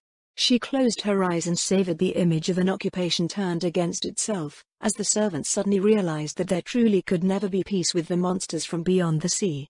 And as soon as the honorary Britannians realize that, no Britannian will be able to so much as drink a cup of tea without wondering if it's been poisoned.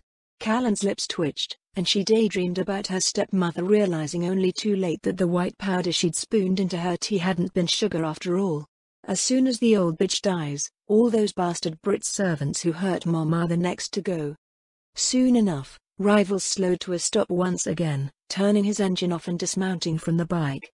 Callan forced her eyes open, surprised at how tired she already was when it wasn't quite noon, and pulled her borrowed helmet and goggles off, leaving them in the sidecar as she clambered to her feet.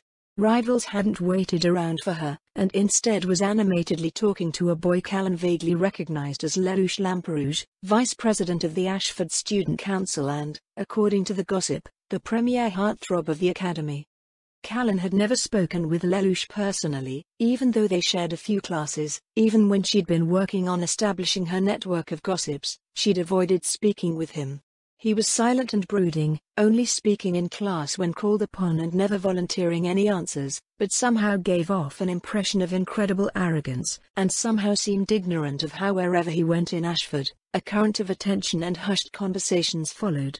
He was, in fact, part of the reason why Callan had thankfully never had to deal with the student council as part of her club duties. All the male members of the club wanted to take the work so they could ogle Millie, for some reason, and all the other female members were equally desperate to take on the extra job so they could drool over Lelouch. Frankly, Callan couldn't understand the appeal. To her, he seemed mentally aloof and physically weak. The perfect young Britannian noble. Honestly, he's a perfect match for Millie. They deserve each other. However personally distasteful Callan found the young noble, she found herself reluctantly impressed at how, with the rise of a single inquisitive brow on an otherwise emotionless face, he managed to reduce Rivals to a self-justifying babble as the other boy attempted to explain away his tardiness, unnecessarily, in Callan's opinion, since Rivals was the one providing the service. Is he really that embarrassed? Still emotionally volatile from this morning? Or does Lelouch have some kind of hold on him? If so, what does he know, and why is he using it today? As Callan mulled the possibilities over, trying her best to bring all of her intelligence-gathering skills to bear as she smiled politely and dutifully waited to be introduced, Rivals began to garble his way through an account of the last 2 hours. Look, it's not my fault I'm late, Lelouch. I didn't oversleep this time, promise. Rivals spoke so fast he tripped over his words, while Lelouch remained pointedly unexpressive, although the second eyebrow began to ascend to join its comrade. See, I got a call this morning from this girl, Callan Stadtfeld. Do you know her? Who had my number because I helped with her volunteer organization thingy and she needed a ride because the public transit was all shut down and I thought it would be short so I helped her out. But Rivals's voice halted and slowed to a stop, and he made a choking noise deep in his throat. Callan felt a flicker of worry, but he took a deep breath and continued a second later. But, oh man. Buddy, shit went bad in the concession yesterday. You might wanna call your contact and make sure the game's still on. Oh man, it's really bad, man. Rivals's flow of words tapered to another 3 or 4 second halt, before he visibly forced himself to continue. Anyway, as soon as I realized I was running late, I got here as soon as I could. And, that's why I'm late. To his credit, at some point during the semi-coherent explanation, Lelouch's impassive expression had thawed to a degree. As Rivals finally spluttered his conclusion, Callan realized Lelouch had an expression of acute concern, though whether for his friend's wellness or in regards to the news he brought she couldn't tell. Then, a moment later, a pair of startlingly violet eyes darted over to her and the look of honest concern vanished like it had never been, replaced by an amiable mask. Callan was somewhat surprised at how obviously false that welcoming smile was, how it entirely failed to reach those intense purple eyes. Those eyes, full of an utterly terrifying intelligence and a charisma that burned like a bonfire, compared to which her brother's magnetic draw seemed like a candle. Suddenly, Callan found herself entranced by those eyes, as if the entire world, Rivals and the Academy included, had fallen away, leaving only herself and Lelouch Lamperouge. They're the wrong color, but somehow, he's got Tanya's eyes. But that was wrong too, because even Tanya at her most dazzling didn't have the supreme confidence that practically dripped from those eyes, and even Tanya at her angriest didn't have that blazing coal of complete and total insanity Callan could see burning in the heart of those beautiful, soulful, mad eyes. And then, Lelouch blinked, and the moment was gone. Callan nearly staggered back, but threw herself into her noble persona, drowning Kozuki Callan in the gossip hound Callan Stadtfeld. She smiled prettily as Lelouch approached her, and politely accepted his handshake, proffering the back of her hand for a kiss as she followed the memories of her etiquette training by rote, desperate to hide any crumb of individuality somewhere far away where this monster and his horrible eyes wouldn't see it. Why is someone like this bothering with school? What the hell is he going off with Rivals to do, on today of all days? Lelouch smiled knowingly at her, and for a moment Callan's heart skipped a beat. What does he know? What did Millie tell him? Well, I can certainly understand being late when such a beautiful girl calls for assistance, he chuckled with amusement, and Callan dutifully tittered along, wondering why speaking with a fellow student was making her feel more uncomfortable than looking at the hanging man earlier had. He knows. God, it's because he knows, He's toying with me, just like Millie. It's nice to meet you, Callan. I've heard good things about you from Millie, she seems to find you quite interesting. Lelouch's lip rose in a sardonic smile as he emphasized the last word, and Callan smiled back, ignoring the feeling of a phantom rope around her neck tightening. It's good to meet you too, Lelouch, at long last. You're the vice president of the student council, right? Callan let the small talk flow, doing her best to ask obvious questions and offer non-committal answers and vague comments, desperate to survive without betraying any more of her secrets than she feared this stranger wearing the face of a boy already knew. After a short yet excruciating eternity, Lelouch finally appeared to tire of toying with her, and begged her pardon so he could get to his prior appointment. Without letting a shred of the sudden relief surging through her escape, Callan bid him good luck and a good day, even curtsying as etiquette dictated, forgetting that she was wearing pants. Fortunately, instead of calling her out on her faux pas, Lelouch anticlimactically hopped in the sidecar and left, Rivals speeding off down the road far above the posted limit. Callan let herself sag against the brick wall belting the Ashford Academy grounds, letting the tension flow out of her into the ground. A moment of relaxation and a deep breath later, and she was back on her feet, phone in hand as she began to trot towards the nearest maglev station. Tanya needs to know about the lynchings, that could change everything with the honoraries, and I need to get the pictures off to Diethard before the 5 o'clock news, and if I stay around here too long, that creepy bastard might come back. Callan sped up, driving the urge to shiver with discomfort into her feet as she accelerated. All for the cause, Callan, all for the cause. And, hey, at least he didn't try to grab me. Unlike Millie. Scowling, Callan brought the phone to her ear, ready to deliver her initial verbal report. A big thank you to Sayatru, and to Grig 9700, Sunny, Ram Waffles, and Demon for Beta reading this chapter. It took almost a week to hear back from Kyoto House after the Christmas debacle. Frankly, I was somewhat surprised to hear back from them at all, considering the disastrous outcome of our mission. It was tempting to pass the blame onto the 6 houses. After all, I had only decided to attempt the murder of Britannians because of their testing objective, but passing the buck is a sign of poor leadership and unprofessionalism, and so I had refrained from doing so, even internally. At least, as soon as the initial shock from Callan's telephoned report had worn off. I still had a hard time believing it.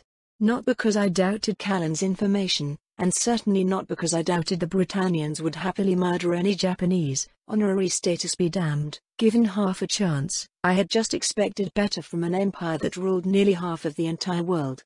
I could only imagine what General Zeta would have said, if a mob of off-duty Germanian soldiers had run rampant over a friendly population, and just imagining what Colonel Lehan would have done made me wince.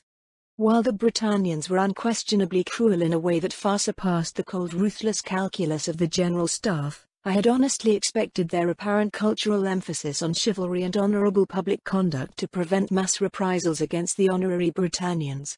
I had known that reprisals were possible, and that legal reprisals against a handful of scapegoats were all but guaranteed, but I'd considered the prospect of full-on mob violence the worst-case scenario, an improbable outcome. And, while I had expected smashed windows and mass beatings as part of that worst-case outcome, I hadn't expected the torture. When the Britannians had conducted their reprisals in the ghetto, it was a cold affair, for the most part.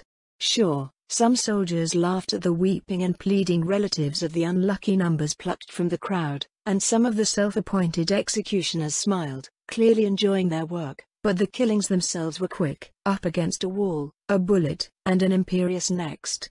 Callan's photography depicted an entirely different degree of horror, one that fell quantitatively short of the mass executions in the ghetto, but far exceeded those murders when judged on quality.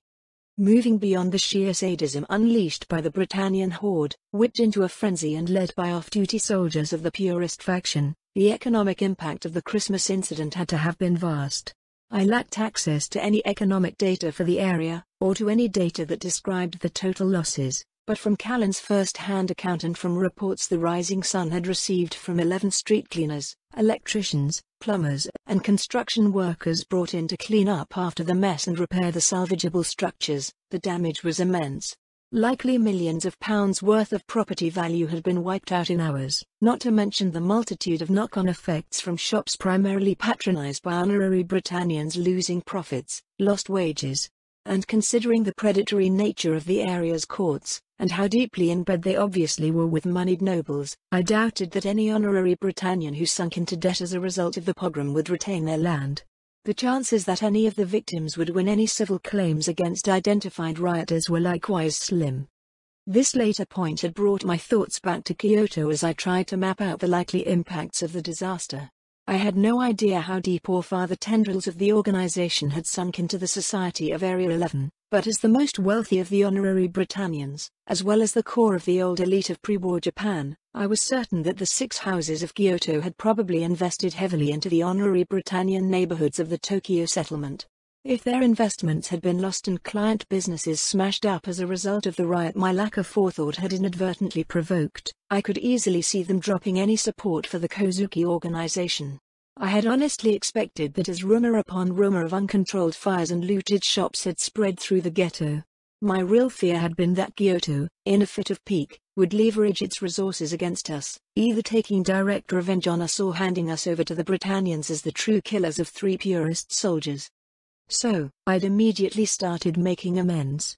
As the reports of families being driven from their homes with nothing but the clothes on their backs, if they were lucky, began to drift in, I saw an opportunity to make a concrete apology to Kyoto House and to soothe my own guilt.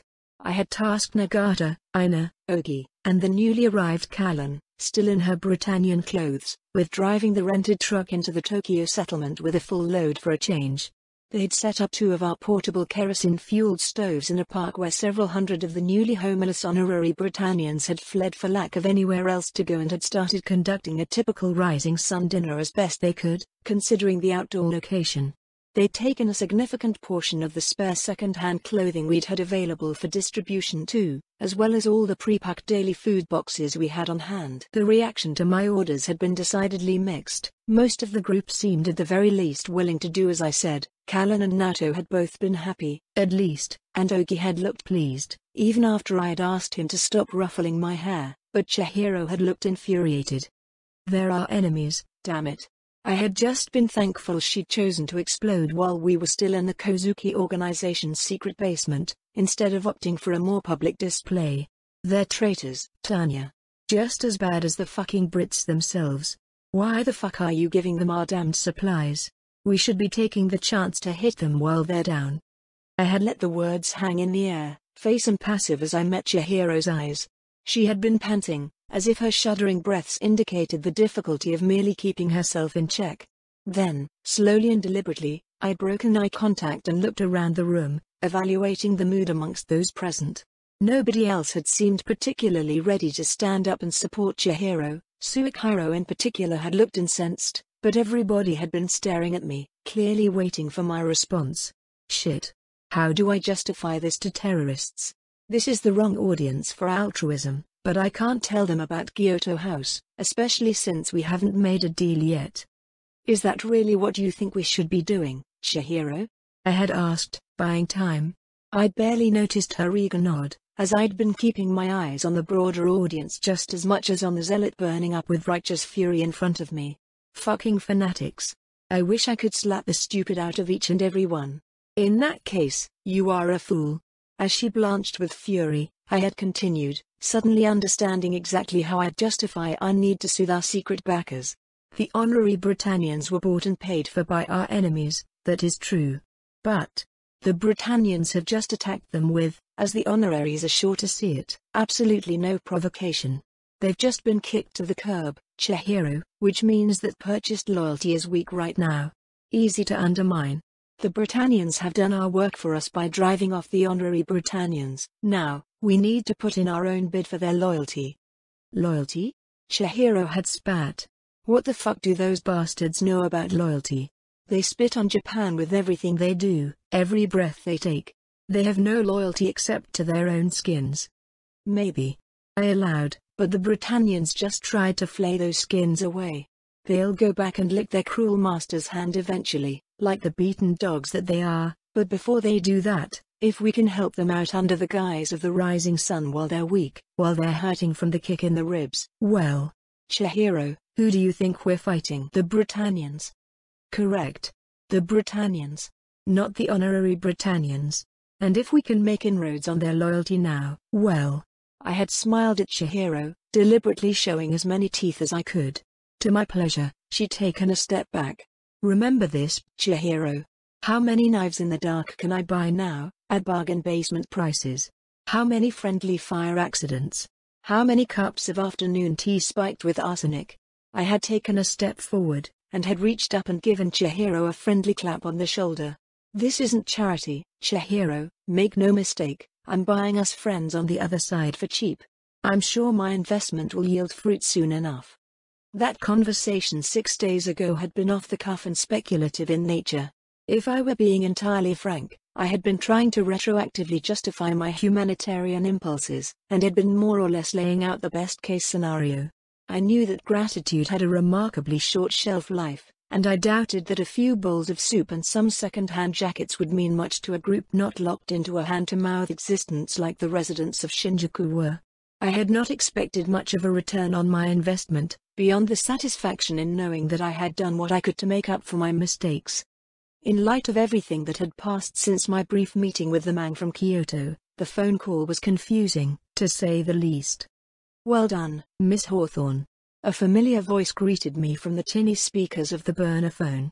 My superiors have received your message. They had suspected you might have had a hand in inciting the unpleasantness on Christmas Eve, but claiming credit by passing information through a Britannian reporter was inspired. Personally, I'm shocked High TV showed that photograph on the news, even with the face blurred out. Thank you. I hope this counts as a concrete achievement. I responded smoothly, smiling politely at the wall in front of me as my mind whirled. A reporter?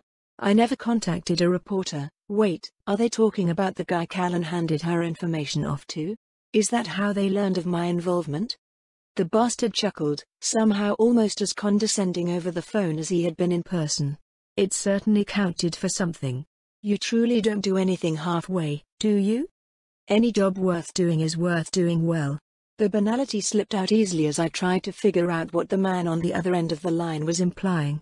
Did Kyoto believe that the riot had been my intention all along? It was hard to figure out what else he could mean, since knifing 3 random men hardly counted as a masterful counterstroke. Time to layer in some propaganda to burnish my credentials further.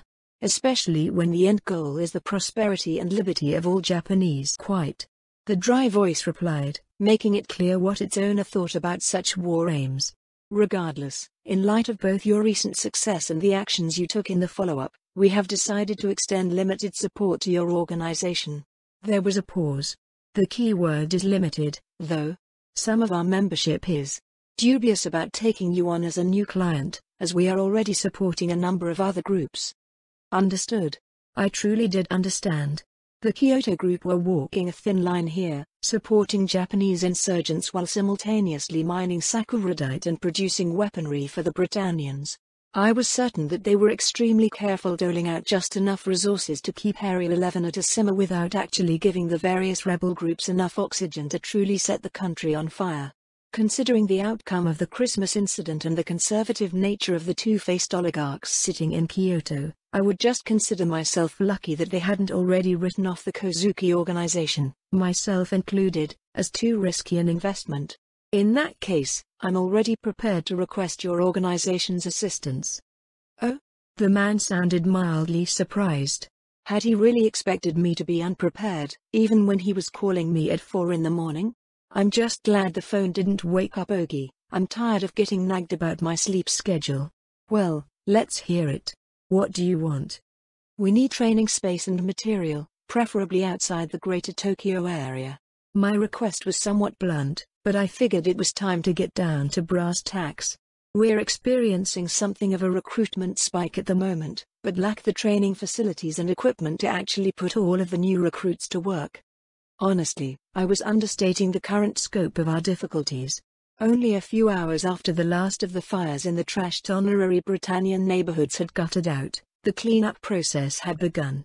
Plenty of 11s, hungry and cold in Shinjuku, had leapt at the suddenly available jobs, not to mention concession work permits, that various Britannian companies had posted at the labor exchanges and at the checkpoints into the ghetto. I could only assume that the companies involved were either the holding companies that had acted as the honorary Britannians' landlords, or were the lucky winners of whatever contract bidding process the administration had conducted. Regardless, any Japanese with experience as a builder, a roofer, a plumber, or an electrician had been snapped up and put to work patching up damaged buildings, while lots of unskilled men and women had found work as street cleaners, toting and hauling rubble and salvage as the Britannians desired. Besides pouring a bit of money, scant though the wages were, into the Shinjuku economy and thankfully feeding all the employed 11s for at least a few days, the sudden employment spike had also given many of those in Shinjuku a first-hand view of renewed Britannian savagery. While this reminder was scarcely needed, since most of us lived in structures that still bore the marks of the conquest, it had badly scared plenty of 11s. If this could happen to the ones who played by Britannia's rules now, years after the conquest, what will they do to us?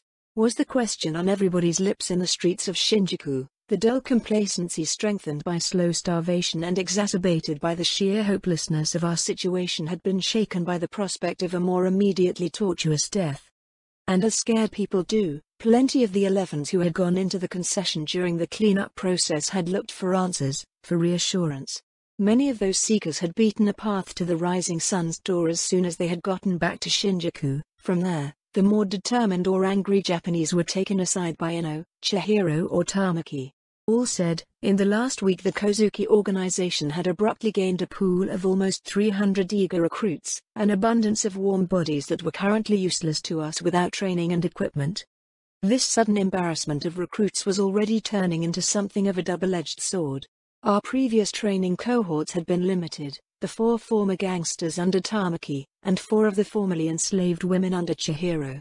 Even that small number had strained our capacity to arm and train, The idea of training almost 50 times that number in the cramped basement hideout was ludicrous.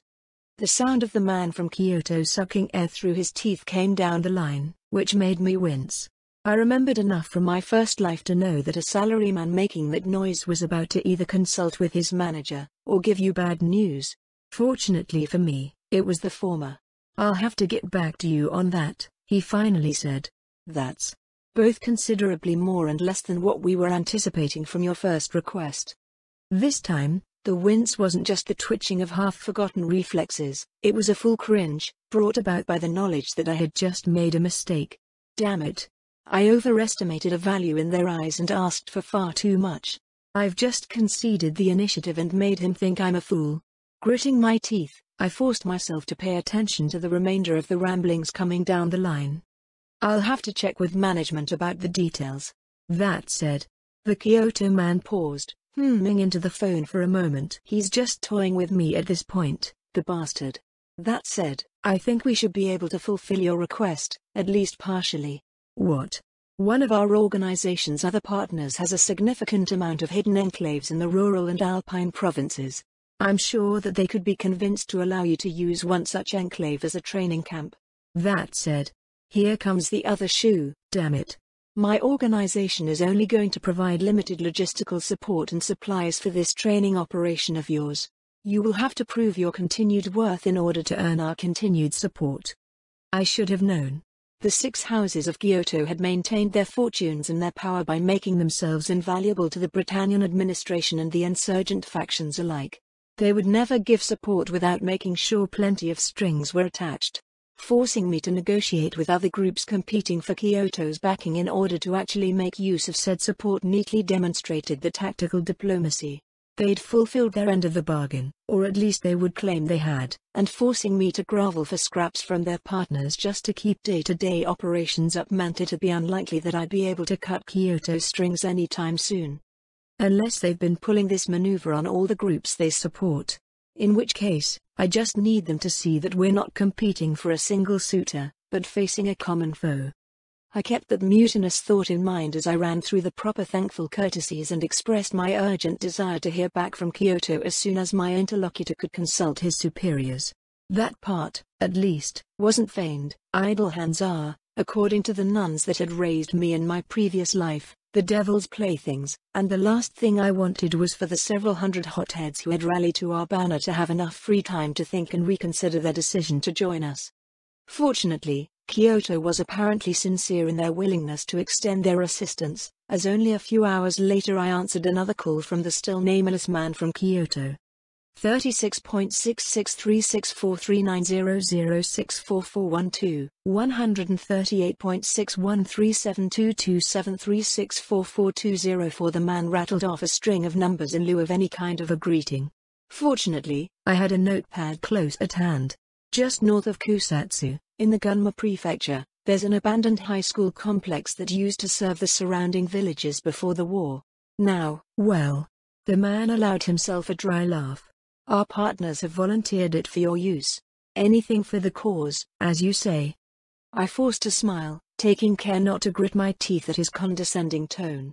Nato, seated across the table, raised an inquisitive eyebrow, but I just shook my head.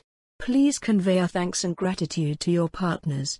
I replied as sweetly as I could manage. We appreciate their willingness to assist with the liberation of our people. Another dry chuckle. Thank them yourself, Miss Hawthorne. A liaison is waiting at the site for you and your first batch of recruits. He will also be your point of contact with our partner organization for any follow-up negotiations. I'm sure you'll have no problems cooperating on advancing your shared cause. Something about the way the Kyoto representative had said that last sentence made me feel vaguely uneasy. He sounded too smug, too pleased with himself, like he had made some secret joke. That uneasy feeling was almost immediately justified by the Kyoto man's parting words. Make sure you bring that servant of yours with you to do the talking. Major Onoda won't take kindly to dealing with a mixed-blood girl, no matter how many gutter rats she brings with her. After the bastard from Kyoto had abruptly hung up on me, I had immediately begun preparations. I knew we were on a timer, after all. Who knew how long this Major Onoda would linger at the abandoned school, and so I'd ended up delegating a great deal of the work. Thanks to all of his time spent renting trucks and other miscellaneous vehicles for Rising Sun operations, Nagata had been put in charge of finding transport. As anticipated, he'd come through admirably, and had secured an ancient bus, once the pride of some long-forgotten charter tour company. Unlike the trucks we typically used, this had been a direct purchase, since Ino had discovered that some vehicle purchases qualified as tax-deductible business investments. Thankfully, Nagata had quickly grown proficient with the rattling death trap, leaving us in presumably safe hands. Naoto, assisted by Tamaki, had combed through the lists of recruits and picked out the most promising and the most likely to leave if they got too bored. In the end, they had agreed on a final list of 60 men and women from Shinjuku. Most of this first cohort would be on the older side for Shinjuku, in their early to mid-30s, but the leavening of hot-headed teenagers would hopefully invigorate the group. If all went well, this cohort's members would be able to act in a similar capacity to Tamaki, training and leading small groups of fighters. In other words, if things went according to plan, these would be our non-commissioned officers and training cadre. Ogi had sat down with Ino and put together an operational plan for the Rising Sun Association, with an eye towards both maintaining our ongoing charitable operations and finding construction work in the Ghetto for the other 200-odd recruits who wouldn't be accompanying the first cohort in the Gunma Mountains. Unless negotiations with the mysterious partner organization broke down completely, Ogi and I wouldn't be back in Shinjuku until late spring, if not early summer, which meant that Ino would be stuck with my half of the administrative tasks as well as her own share. Fortunately, her new assistant, Kasumi, was already proving an asset, so hopefully Ino wouldn't be too swamped. I'd encouraged her to pick out a handful of recruits from the remaining pool for logistics training, but Ino had felt uncertain about her ability to teach while keeping standards up. I could only hope she would reconsider that stance. We would need more administrators to keep our growing organization functional, just as much as we would need more drivers, more mechanics, and always more soldiers. While my comrades handled the logistics, I'd managed to carve out a few hours one evening to meet with Callan. We'd met to discuss her continued information-gathering activities at Ashford, as well as to devise a press strategy, now that Callan was officially a member of the Fourth Estate. Surprisingly, Diathard had proven true to his word. Hours after Callan had sent her photos and her recorded interview, along with a sample article that she had rapidly typed up detailing her experience walking through the torched Honorary Britannian neighborhood, a reply had arrived in her burner account's inbox. That reply had included a piecework contract with High TV as well as a decidedly slimy thank you note from the blonde producer, which had led me to discover a fly in the ointment Callan hadn't felt the need to point out earlier. Miss Cardimond? I gave the blushing Callan an unimpressed look, trying to ignore the rising anger and panic. If you're going to be a journalist, Callan, to say nothing of already being a spy, you need to learn how to lie convincingly. I know, damn it. Callan growled back, running her hand through her already disorderly hair in a manner very reminiscent of her brother. I panicked. Okay? It was the first thing I could think of. I took a moment to calm myself down. As much as I wanted to rip into Callan over this screw-up, I knew that it would be unproductive. Callan knew that she had made a mistake, and chastising her wouldn't help. A bad leader shames their subordinates, a good leader educates them. Do you understand why I'm worried, Callan? Callan slumped in her chair and groaned. Yeah. If that bastard looks into the name, he's gonna find rivals. Who's listed as the noble sponsor of the Rising Sun in the paperwork we filed with the administration? I nodded. That's true, it is a potential security breach. That said, I'm actually not that concerned about that particular aspect. Wide blue eyes flew open and looked incredulously at me from across the scarred table. You're not worried? I just gave a producer who might be the creepiest man I've ever met and not stabbed a link between me and the guy we need to keep our organization functional. I just handed over a huge link between myself and the Rising Sun to a male Millie who actually gets paid to pry into other people's business. If he finds out that my last name is Kozuki, and starts asking questions, I'm fucked. As she'd railed against herself, Callan had scooted forwards as if propelled by some internal spring, leaning forwards towards me as she'd hammered out her last point. You did hand him some clues, yes, but I don't think that matters in this context. I smiled back at her, taking care to keep my eyes on her face, and not to look down her shirt. She is your friend, and she is upset. She is also the daughter of our beneficiary. No. Callan, you and rivals taking a trip to a recently pillaged honorary Britannian neighborhood would be the easiest thing to write off. I pitched my voice low and dramatic, mimicking a narrator's voice as best as I could with my still annoyingly childish voice. Boyd takes girl on thrilling motorcycle trip, hoping to impress and charm her with his bravery and devil-may-care attitude towards danger. She smiled slightly at that, and I returned to my normal pitch. Boy gets a bit more danger than he'd counted on, goes to a hospital, and the girl talks about her experience to a reporter. I shrugged. Silly, but easy to explain away. I leaned forward, which for some reason prompted her to lean back. Pity, No.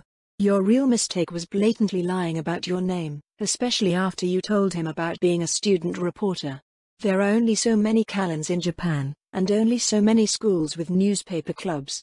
If you had simply introduced yourself as Callan, or if you had given your real last name, he might have dug a bit, but would have just had it confirmed that Callan Stadtfeld is, indeed, a student reporter. Lying at all was the mistake. It didn't give you anything, and it will make him think you are trying to hide something. Callan groaned again, and rubbed at the compact that concealed her knife. Damn it, you're right, but what do I do about it? I shrugged. Don't bring it up unless Diathard does. If he asks, tell him you didn't want to give out your name to a strange man, and act offended if he gets pushy about it. If he keeps pushing after that, well, we can consider other solutions at that point. Lesson hopefully taught, I moved on to the intended reason for our meeting. Callan, thankfully, didn't care that she was unlikely to get any credit for her work as a stringer. In fact, I was proud to learn that she'd already considered the advantages of being an uncredited writer, namely that she might be able to slip anti-administration, or at least, pro-Japanese, content into the mouths of actual named reporters, who would then take the fall if the administration came calling. From there, I went over strategies to foster as much resentment for the status quo as possible. I wasn't a master of journalism or marketing, of course, but I had some lingering memories of marketing meetings from back in my first life, as well as a great deal of familiarity with the propaganda produced by both sides in my second life. Callan had already come up with her own series of ideas about how to shatter the Clove Island image the administration was so desperate to push. I left our meeting knowing that at the very least she wouldn't be devoured by the camera-toting vultures. And so, 2 days later, I slipped away from Shinjuku, Ogi in tow, content that I had left the Kozuki organization and the Rising Sun in good hands. After all, Naoto would still be on hand to keep everything moving, and since he was the leader anyway, I really shouldn't have felt such proprietary concern about making sure the organization that had adopted me would still be there when I got back. At least Ogi and Nagata will be with me. Soon, Ogi and I joined Nagata at the rendezvous point, and waited for our first cohort to trickle in by ones and twos. It had taken ingenuity, patience, and a significant amount of money, but we had managed it in the end. Ogi, Nagata, myself, and a bus packed with 60 recruits fresh from the Shinjuku ghetto bumped down the potholed surface of Prefectural Road 55, slowly picking our way over the icy surface. Every now and then, we'd had to get out of the bus and dig out the snow and sleet from under the tires, and once we'd even had to physically push the bus up and over a spot of black ice, but we'd managed it. Cold, tired, and hungry, we had arrived at our new home for the next few months. As Nagata brought the bus to a shuddering stop outside the abandoned school, I scanned what little I could see of the huddled buildings. Even in the depths of January, the school was enfolded by the surrounding forest, the emerald green cedar boughs almost completely obscuring my view. The patches in the protective camouflage of the canopy by skeletal deciduous trees revealed that the school was in remarkably good shape, considering that it had likely stood abandoned for at least a few years. The man from Kyoto hadn't specified when the villages from which the student body had been drawn had been wiped out, but a quick internet search conducted by Callan indicated that the Healing Hot Springs resort at nearby Kusatsu had opened under Britannian management 3 years ago. I could only assume that the surrounding villages, not to mention the townsfolk of the famous historic onsen town of Kusatsu, had ceased to trouble the Britannians shortly before that point. Any sign of the contact we were supposed to meet? What was his name? Anoda? Ogi asked, leaning over me from his seat by the aisle to peer out the window. We should probably start getting all of our things unpacked and inside before we lose the daylight. I nodded. We had only been able to bring a small amount of supplies with us on the bus, most of which was crammed into the storage compartment under our feet. Said compartment was full to the bursting with a week's rations for all 63 of us, the stoves and cooking fuel necessary to heat the water for the porridge and for cleaning, blankets and sleeping bags, first aid equipment, 6 assault rifles and the same number of pistols, as much ammunition as Naoto thought he could spare, and several jerry cans of fuel for the bus. As impressive as that small mountain of supplies had looked neatly packed away in the compartment, and as heavy as it had all been whenever we'd had to help the bus up the unmaintained and snow-choked mountain roads, I knew that I had taken a major risk coming here. We had brought all the supplies we could spare, and there was no chance of resupply until Nagata returned to Shinjuku with the bus. More provisions, as well as all of the other materials we would need in the course of training, would have to come from the mysterious partner organization. An organization whose representative had yet to present himself, despite the noisy and slow arrival of a tour bus crammed with the best Shinjuku had to offer. That said, the mysterious aspect of the partner organization was paper-thin. As far as I knew, there was only one resistance organization in Japan that both controlled enough territory to lease out land to another organization as training grounds and used military ranks. The Japanese Liberation Front, or JLF, had spent almost 6 years sitting in their mountain bunkers, periodically raiding down from their strongholds and attacking isolated Britannian garrisons and patrols, as well as any locals accused of collaboration. They were the deadest of the dead-enders, the last remnants of the Japanese army that had so totally failed in its bid to defend Japan against the invading Britannians, that had indeed failed so badly that Prime Minister Kururugi had committed seppuku in response to their shameful display. Or, at least, so went the rumors. Personally, I was in no great hurry to encounter the JLF, and indeed had vaguely hoped I would never have to personally deal with them in my bid to put Lord Stadtfeld in the viceregal palace.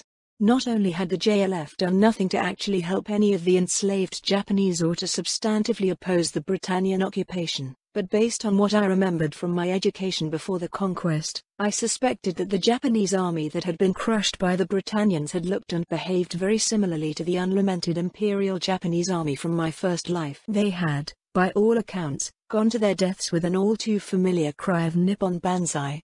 Looking back on the conquest, I was shocked that they hadn't attempted any Saipan-style forced mass suicides once it had become clear that Japan was lost. I could only assume that Prime Minister Kururugi's suicide had taken the wind from their sails.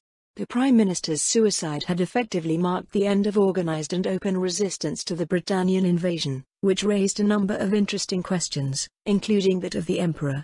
Or, rather, the question of why the Emperor seemed to be missing. I didn't remember any mentions of the imperial family in my elementary school classes, and I didn't remember anybody bemoaning the deaths of the imperial family in the wake of the conquest. I knew that we had had an empire at one point, since I remembered that Commodore Perry had opened Japan up in this universe just as before, but I couldn't remember learning any of our country's history past that point before the whole question of national history had abruptly become irrelevant. Questions about what, exactly, was keeping the JLF fighting aside, I was now going to have to deal with a representative of that organization. I dimly remembered that units of the Ija from my first life had continued the war for years after the surrender, and that some holdouts had, well, held out until the 70s. And those had just been scattered individuals on jungle islands, cut off and alone. With their command and control intact, who knows how long they're ready to sit in their bunkers. The snow crunched under my boots as I waded forward, following Inogi's footsteps as he broke a trail for me. The school itself might have been protected from the heavy snowfall of mountainous central Japan, but drifts almost 3 feet deep were between us and the ancient wooden sign marking the entrance. I had tried to take the lead when we had stepped up the bus, but before I could take a single step Ogi had gently but insistently moved me aside and taken the lead. I felt somewhat guilty at using his larger bulk as an impromptu snowplow, but I wasn't going to fight for the right to exhaust myself in the snow. Plus, if that crazy antique bastard is lurking up ahead with a rifle, I'd rather he see an obviously Japanese face first. Behind us, Nagata directed the recruits as they unloaded crates of supplies from the bus and joined me, a long chain of porters following in Ogi's wake. Together, we slogged through the snow into the compound of buildings. To our left was a line of dilapidated two-story buildings that bore the instantly recognizable hallmark of institutional housing the world over. To our right loomed an impressive neoclassical structure, complete with Roman-style pillars in white. Time had not been kind to the once alabaster facade. The presumably marble edifice was streaked with all kinds of stains, and the stairs were carpeted in a thick layer of rotting leaves under a crusting of wind-blown snow. Ahead of us and to the right, past the apparent receiving hall, a three-story building with a high-canted roof lurked. Presumably that had been the actual school building, where all the classes had been taught. Dimly, through the lengthening shadows, I could see a cluster of other, smaller buildings out past the main school building. The only sign of life came from one of the probable classrooms. The third-story window was dimly lit from inside, but anything other than the faint orange glow was impossible to make out through the smudged and dirty pane. It did not escape my attention that the window had a perfect view over the entrance to the school compound, perfect for an observer or a sniper. Good thing Ogi was in front if Major Onoda really is set up in there. I doubted that he was. If so, he wouldn't have left that light on. Which means that's where he wants us to meet him. I turned back to the line of bedraggled recruits following me, with Nagata bringing up the end of the line. "Welcome to your new home for the next 3 months," I yelled, cupping both hands over my mouth to make sure everybody could hear me despite the wind. "I'd love to promise you a trip to the lovely Kusatsu hot springs, but sadly they are closed until we finish cleaning the Britannian filth out of them." I paused, allowing for the mandatory pity chuckle before continuing on, pointing at one of the nearby dorms. "Haul everything into that building for now and do what Nagata tells you. The sooner you unpack, the sooner you eat. Get to it." Trusting that Nagata would be able to handle the details, I turned around and caught Ogi's eye, gesturing at the lit window. He nodded, mouth set in a grim line. "What's your plan for the meeting, Tanya?" I started walking forwards, no longer forced to shuffle behind Ogi now that we'd entered the comparatively protected confines of what passed for the school squad. Ogi fell into step as I passed him, and he was kind enough to confine his much longer legs to short paces. I appreciated not having to scramble to keep up, like I had to do with Naoto from time to time before he remembered who he was walking with. Unfortunately, we need to do whatever it takes to get the JLFs, the partner organizations, cooperation and supplies. Without their supplies and equipment, we might as well pack the bus back up and head back to Shinjuku. Ogi hummed thoughtfully. "That's a bad negotiating position. What do we have that they want to buy supplies with?" I shrugged. "That's what we'll have to find out from this Major Onoda. Hopefully he's still coherent after years of bunker life." I paused, considering how I should phrase my next point. The man from Kyoto indicated that the good major would not respond well if I took the lead, so it might be beneficial if you handle the negotiations instead. Ogi stopped in his tracks and turned to look at me, a shocked expression on his face. "Absolutely not.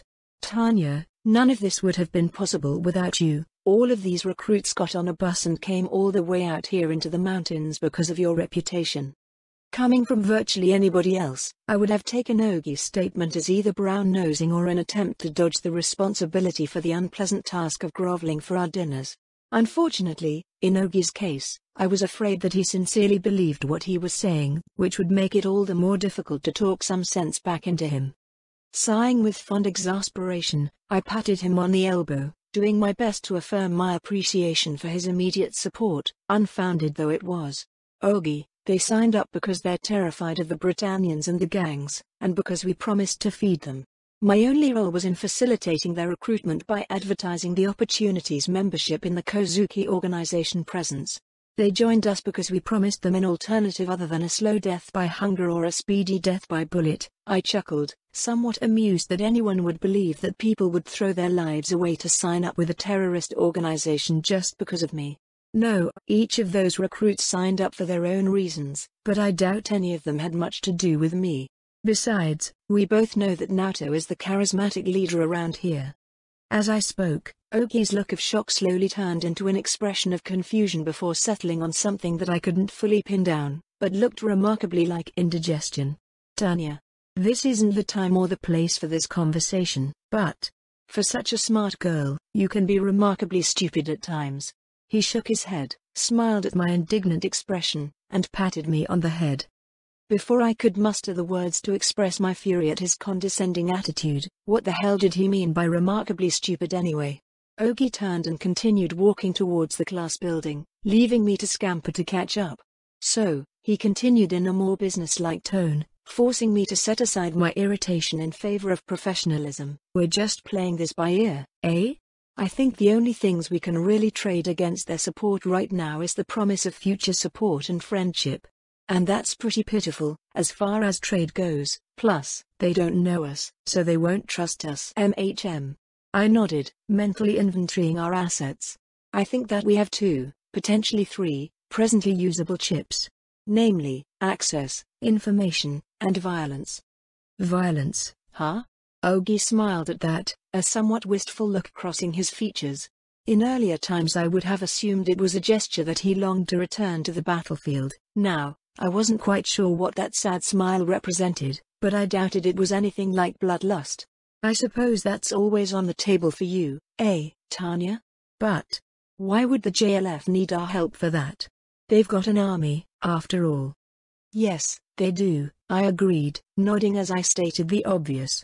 They've got an army that's spent years doing nothing in particular besides the occasional small-scale raid. In other words, they've got an army that has forgotten how to fight. That makes sense, although I'd recommend finding a more diplomatic way to phrase that sentiment, Ogi cautioned as we approached the door to the school, unsurprisingly finding it unlocked. Access and information, though? I nodded, pitching my voice low and quiet in case the JLF representative was lurking around, trying to overhear our conversation. How many spies do the JLF have in the Britannian concession? How many connections to the Britannian and honorary Britannian underclasses do they have? I'm betting very few if any. We have both. Access and information. Ogi nodded his understanding, looking a bit heartened that we wouldn't be meeting Major Onoda entirely cap in hand. I looked up at the shadowed staircase, where a trail in the dust and debris indicated recent traffic, and gritted my teeth. Well, no time like the present. This isn't going to get any more pleasant with time. Back straight and head held high, I followed Ogi up the stairs to our presumably waiting interlocutor. January 9, 2016 ATB, the School Training Facility Barracks. 0430. Training began bright and early for everybody at the school, especially for myself, Ogi, and Nagata. As it had been for the last week, I was the first to wake up, slipping from my blankets just before 5.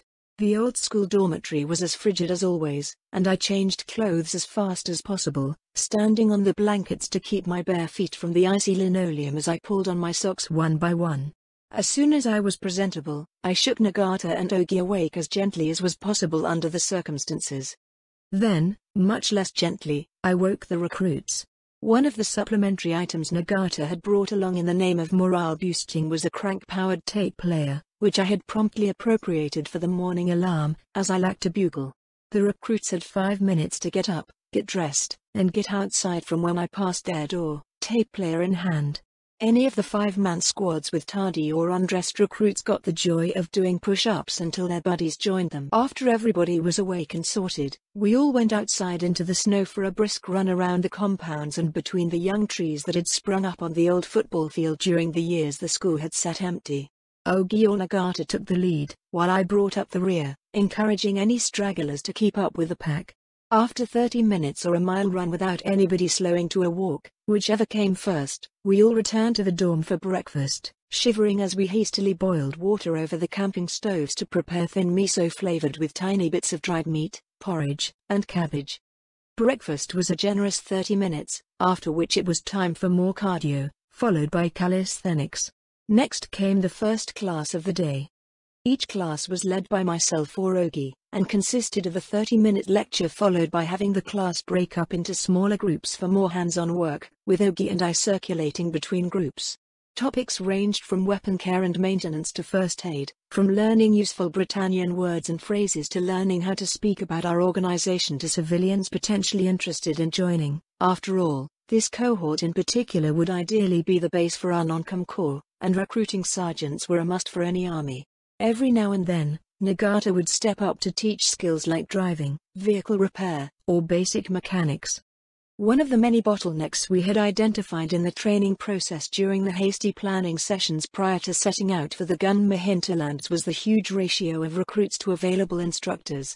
Fortunately, Ogi had drawn on his experience as a teacher and devised a mitigation measure of sorts, inspired by the class representatives of the high school he'd once taught at.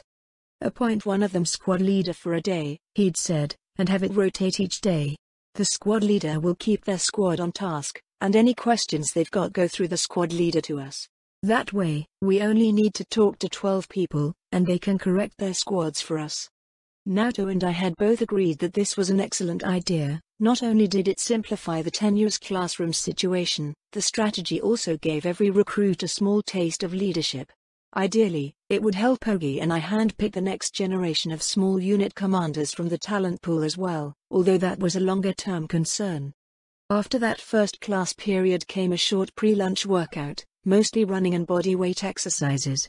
Lunch generally consisted of another helping of porridge and vegetables, supplemented with miso, followed by another class period. Typically, the afternoon class focused on slightly more cerebral topics than the morning class, and included topics such as basic tactics, simple human intelligence collection skills, soft and hard interrogation, and the ins and outs of operational security. Unlike the morning class, where all 12 squads remained with Ogi and I in the former reception hall of the school, during the afternoon half of the class would remain inside with me as I conducted the class, while the other half went outside with Nagata and Ogi to get better acquainted with the firearms we had brought with us from Shinjuku, as well as other practical martial skills. Each day, the halves swapped back and forth between us, so both groups got a roughly equal amount of practice.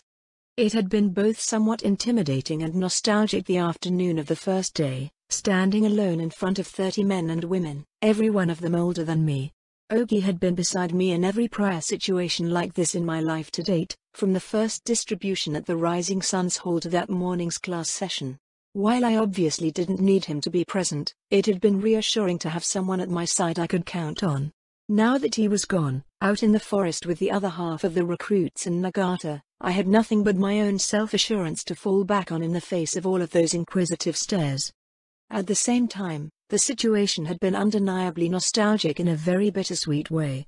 I hadn't stood in front of a group of trainees and students like I had that first day of training since the founding of the 203rd. The shades of my old comrades hung thick about the room. As it always was when they crossed my mind, it had been hard to keep myself in check. It had been easy to keep my eyes steely and focused on my recruits. Making eye contact with strangers was far preferable to looking behind me and to my right, at the empty space where someone should be standing. That first night, after the training session, had been particularly troubled. I had lain awake for hours, spending time I should have been sleeping, tossing and turning, engrossed in sharp-edged memories. I'd finally drifted off to sleep, and been disappointed in myself when I'd woken up with tears frozen to my face. I had thought I was done with crying. I hadn't cried since that talk with Naoto in the aftermath of the truck hijacking, but it seemed like the change of scenery coupled with the memories of my last life had been enough. Thankfully, since I was always the first to rise, I'd had time to scrub my face clean as best as I could with my sleeve. Ogi might have reassured me that it wasn't a sign of weakness to ask for help, but I just wasn't ready to talk about anything touching on my previous life. Besides, I didn't have the time, not in the inaugural week of our training program. I had been surprised to find myself enjoying the role of instructor over the course of this first week. I had never really thought of myself as a teacher, and much of the training I had subjected the 203rd to had been administered with the intention of driving them away and scuttling the rapid reaction concept, not actual education. Yet, standing in front of my 30 trainees that first day, I had been eager to pass on my knowledge, hungry to pass on every trick I could to refine these fellow scrapings of the Shinjuku ghettos into thorns in the hand of Britannia. That craving to teach, to instruct, to build had swollen and grown with each passing day. My hunger to teach was happily reciprocated by the recruits' eagerness to learn. I had, frankly, been shocked by the lack of any pushback from my students. None of them had objected to being taught by an almost 12-year-old, nor had any objected to being instructed by a blue-eyed blonde. The latter was not particularly surprising. Between the Rising Sun's work and the knowledge that I had lived in Shinjuku since the conquest, nobody seemed willing or interested in making an issue of my mixed heritage. The fact that nobody objected to being taught by a child was more surprising, but I could only assume that Ogi's willingness to back me up, coupled with the minor reputation boost I had gained thanks to the brawl at the Rising Sun, had helped lay their worries to rest. Which meant I didn't have to waste time proving my credentials to my subordinates and could instead focus getting down to the business of education. 7 days of hard training and instruction later, I stood in front of my class again. Welcome back from lunch, comrades. I hope you enjoyed it thoroughly. Strictly speaking, I had been with them in the cafeteria, thoroughly cleaned and returned to its original function, and had eaten the same ration of porridge and greens that they had, but that was immaterial. Today, I won't bother you with a lecture or ramble at you with anecdotes. Instead, I let the deliberate pause hang in the air, and was gratified to see all but one of the attendees unconsciously leaning in towards me, eager for the next words. Instead, I will be giving you several scenarios, and each squad will have to put together a list of objectives, a plan, and a list of required materials. After you finish, you will meet with another squad, exchange plans, and critique each other. And now, for the incentive. The squad with the best plan for each scenario gets this class period off tomorrow afternoon. That should light a fire under them. I had planned for today to be something approaching a test for my students, or perhaps a lesson in practical application, but it seemed like the lesson would be a test for me as well. Leaning against the back wall of the classroom, Major Inoda, hero of the Japanese Liberation Front, glared at me, clearly itching to make a nuisance of himself. The initial meeting had gone just about as badly as I had feared. The 6 houses had clearly informed Major Inoda and his superiors about my mixed heritage, which meant that while he was clearly unhappy about my presence, he at least lacked any excuse to accidentally bayonet me as I walked through the door. Robbed of the opportunity for overt hostility, Inoda had simply done his best to pretend that I did not, in fact, exist. He did not acknowledge my presence in any way, nor did he respond to anything that I said. While frustrating, the situation was not entirely beyond all repair. Inoda was willing to speak with and negotiate through Ogi, who, being both obviously pure Japanese and a man, apparently met his standards. As a result, poor Ogi ended up working as something like a translator. Inoda would say something, I would reply, Ogi would parrot what I had just said, and Inoda would reply. It was an intensely irritating experience, especially considering that Major Inoda and the rest of his collection of pre-conquest fossils had spent the years safe and well-fed in their mountain bunkers, while the rest of us had been forced to struggle for food and for shelter under the feet of the Britannians. Still, the JLF were undoubtedly the stronger of the two of us, and Inoda fully knew it, knew that we needed him and his supplies more than he needed us. After a tortuous hour, just before my fraying patience had snapped entirely, we had finally come to an accord. The JLF would provide my training group with food, ammunition, cooking oil, and other necessities including winter weight gear, for the next 3 months. In exchange, after the first cohort of recruits was combat ready, the Kozuki organization would conduct 2 operations against the Britannian forces stationed outside the Greater Tokyo area in accordance with the wishes of the JLF. Also, Major Inoda would have the right to observe and participate in any and all training sessions without interference. I was, to say the least, unhappy with the agreement, but didn't see any alternative. Besides, while the initial contract was decidedly disadvantageous, as more recruits arrived, the Kozuki organization would be able to haul in more materials sourced from Shinjuku, reducing our reliance on the JLF for the basics. Plus, the current contract meant that I had 3 months to make a solid impression on the JLF and specifically on Major Inoda. If I could win him over, or at least reduce his overt hostility to the point where a professional relationship was possible, future negotiations would be far easier. Just a pity the man's such an ass. This was the first time the good Major had shown up to a class when Ogi wasn't also present, and it was difficult to tell if this represented a step forward or not. His presence presumably indicated that Inoda had finally realized that he couldn't simply dismiss me entirely, but the fact that he'd boldly strode through the door just after the last of the recruits had returned from lunch and heading straight to the back wall boded ill. Is he trying to undermine my control over the recruits? I couldn't see how that would benefit him or his organization, since these were the people I would be using for the 2 missions I owed him. No, more likely than not, he was simply an unpleasant and racist relic of the past that I would have to work around as best as I could. If he went beyond simple unpleasantness, though, or tried anything against me or my recruits, I wouldn't let a dreg who hadn't had the decency to commit seppuku with his leader, as he'd presumably sworn that he would hold me back.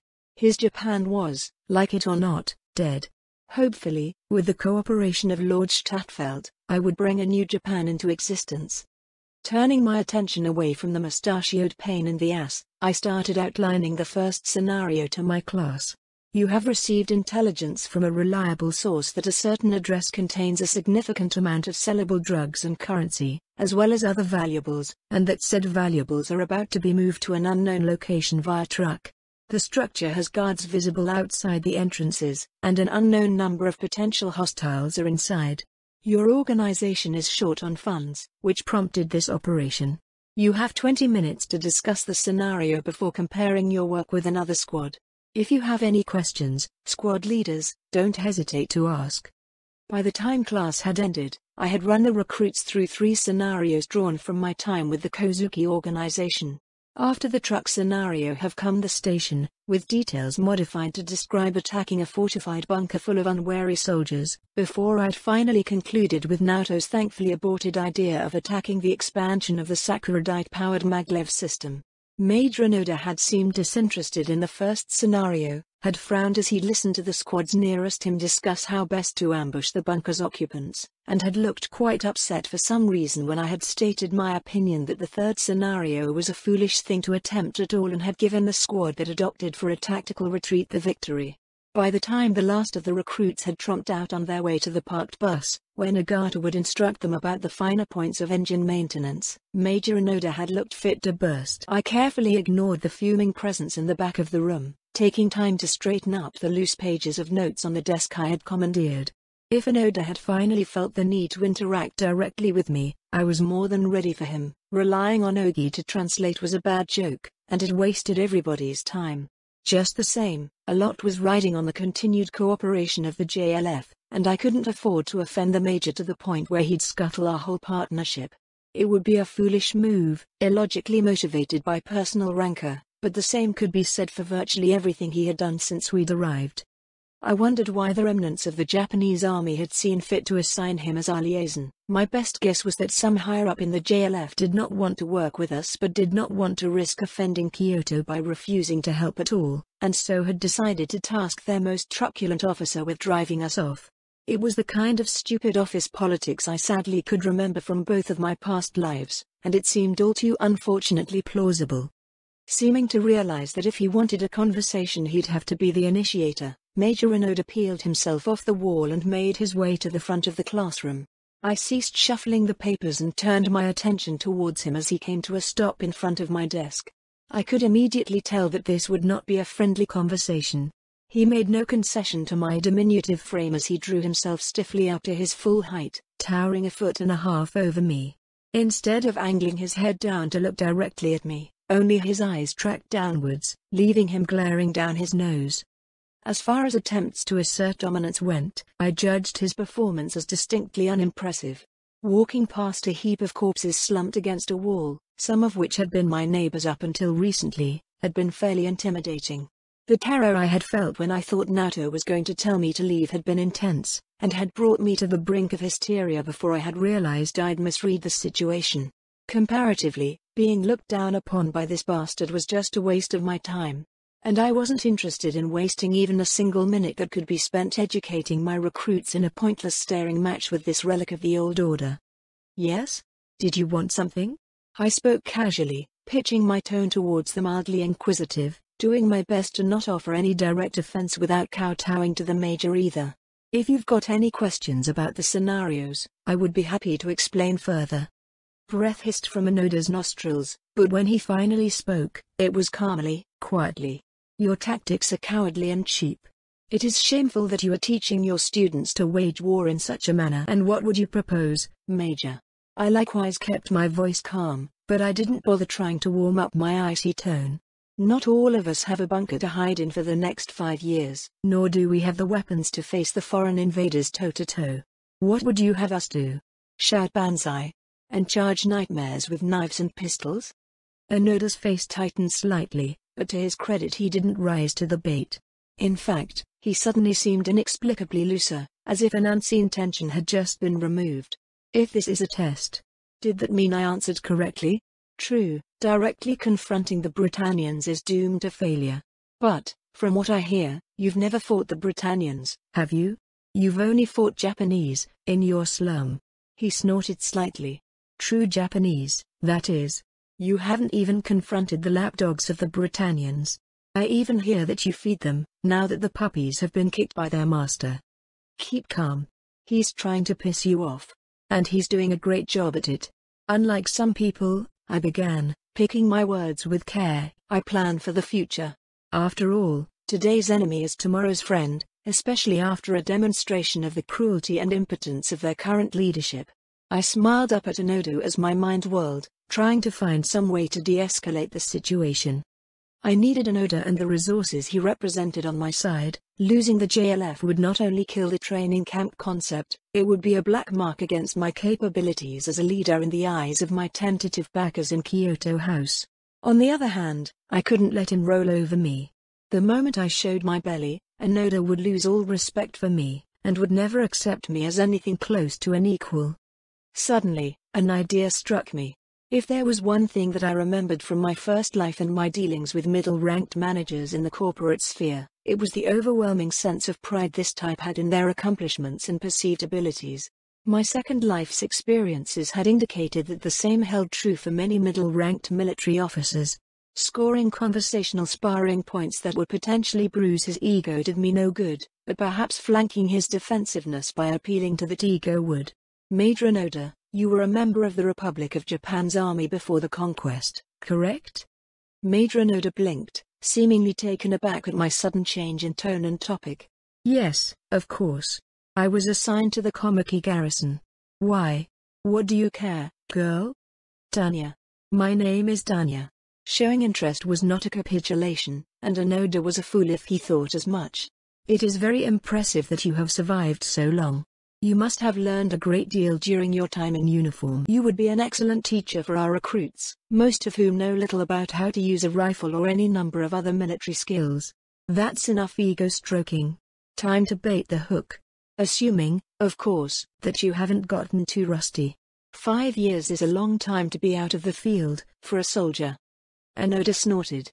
I might not have spent my years wading through the filth of Shinjuku, but I've hardly been out of the field for so long. Why do you think I was chosen to babysit you and your crowd of hoodlums, That was an interesting deflection, and raised several questions, but I wasn't interested in tangents at the moment. Excellent. In that case, I am sure you have a great deal to teach my men, including how you were able to conduct honorable operations for the JLF. I am assuming that you were in uniform and only attacked military targets during these missions? Enoda had the grace to look moderately embarrassed for a moment, before rallying. Irrelevant. Why should I waste my time teaching your gutter scrapings anything, Are you trying to cover up your own failings by farming out their education? We are short-handed, and you would make a quantitative difference in our instructive capacity. I replied calmly, refusing the bait. On the other hand. But, I can understand your concerns. You have not yet had the opportunity to see any of us in action, and your information on our capabilities has come by way of third parties, not your own organization's observations. I didn't know for sure if Enoda knew anything about the 6 houses, as the name had not been mentioned even once in the first negotiating session. Best not to name drop. Breaking OPSEC would be terribly unprofessional. If you would like, I would be happy to demonstrate my familiarity with the rifle, the pistol, the knife, or any similar skill. If such a demonstration would assist your decision on whether or not to share your skills, I believe Ogi and the other half of the recruits are outside training with the rifles this very moment. February 2, 2016 ATB, outside the school training facility, 1630. 3 weeks after my little demonstration, a month after the first cohort and I had arrived at the school, the bus wheezed its way back into the center of the compound and disgorged its load of 30 fresh recruits from Shinjuku.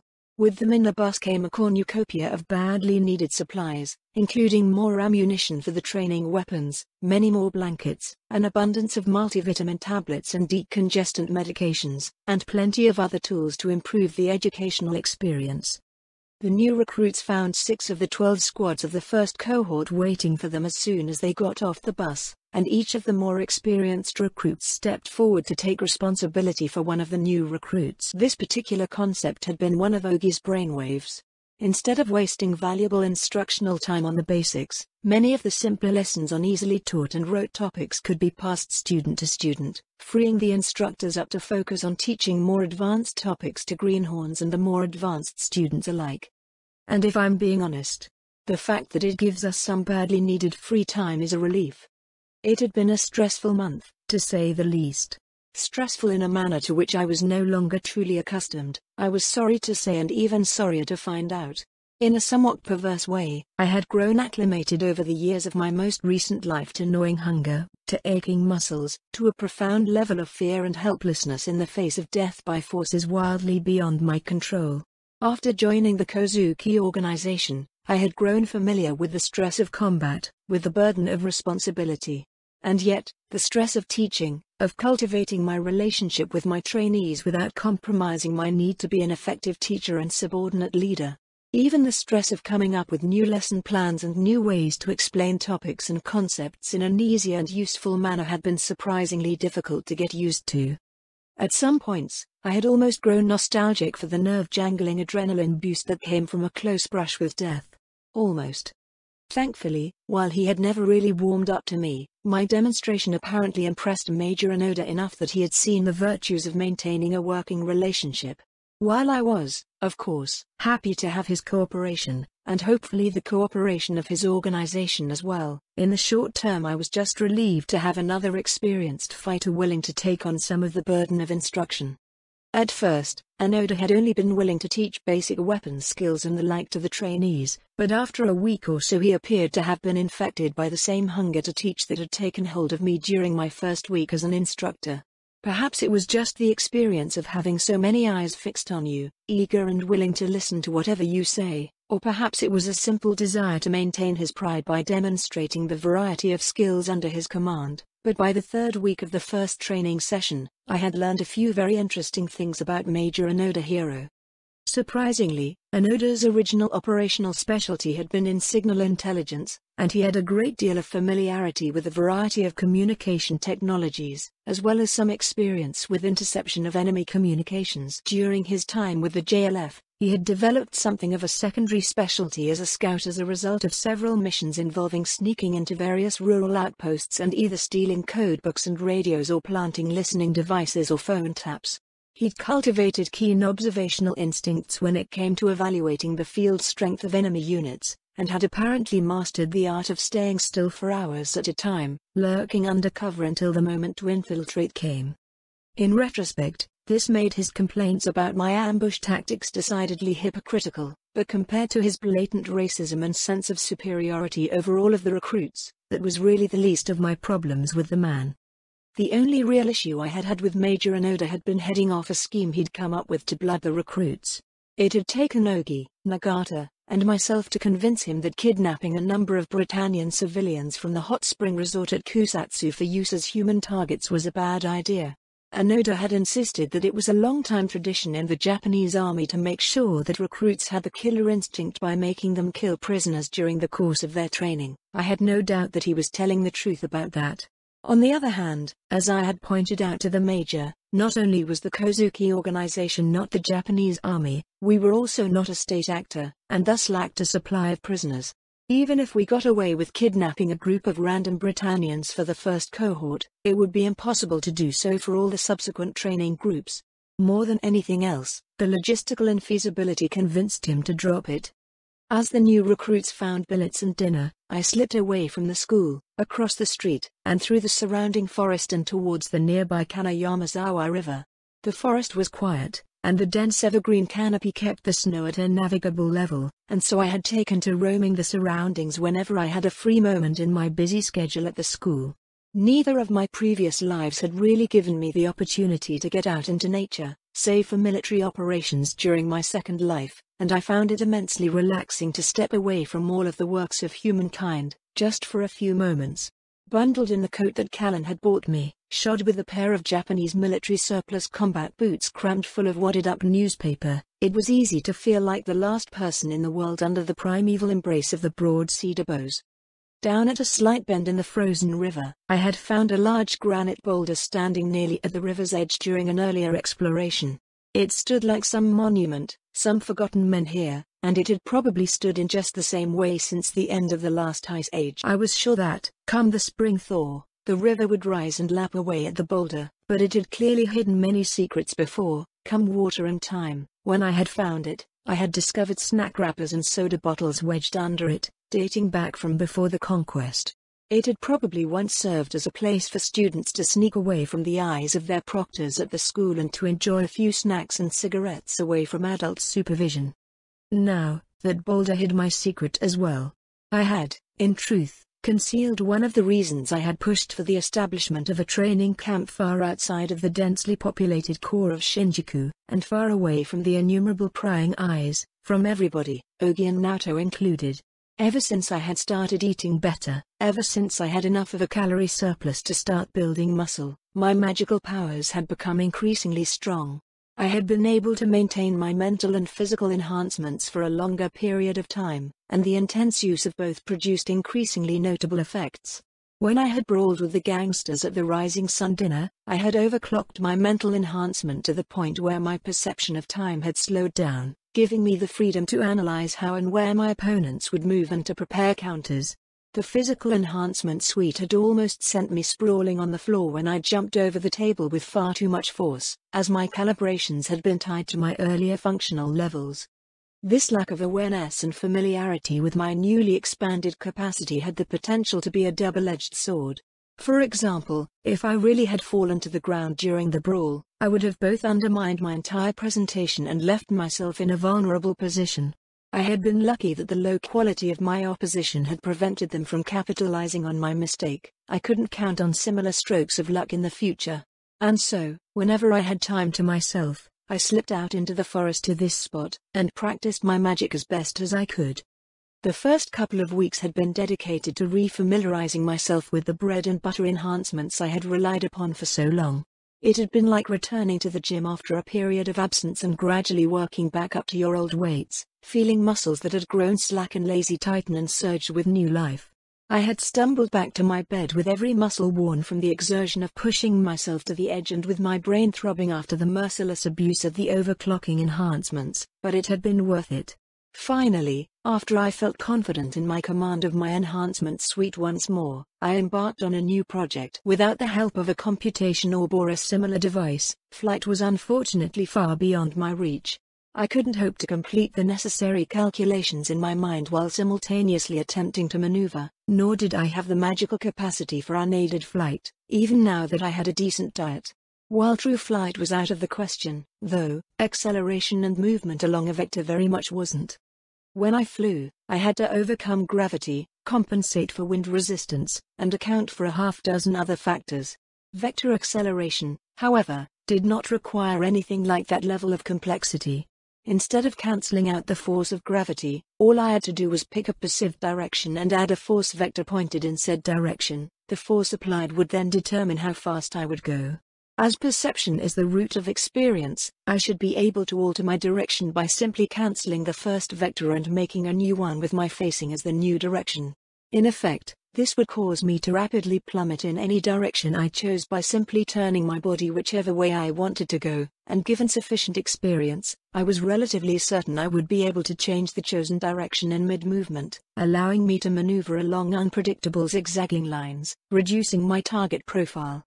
This was not, by any measure, an easy process.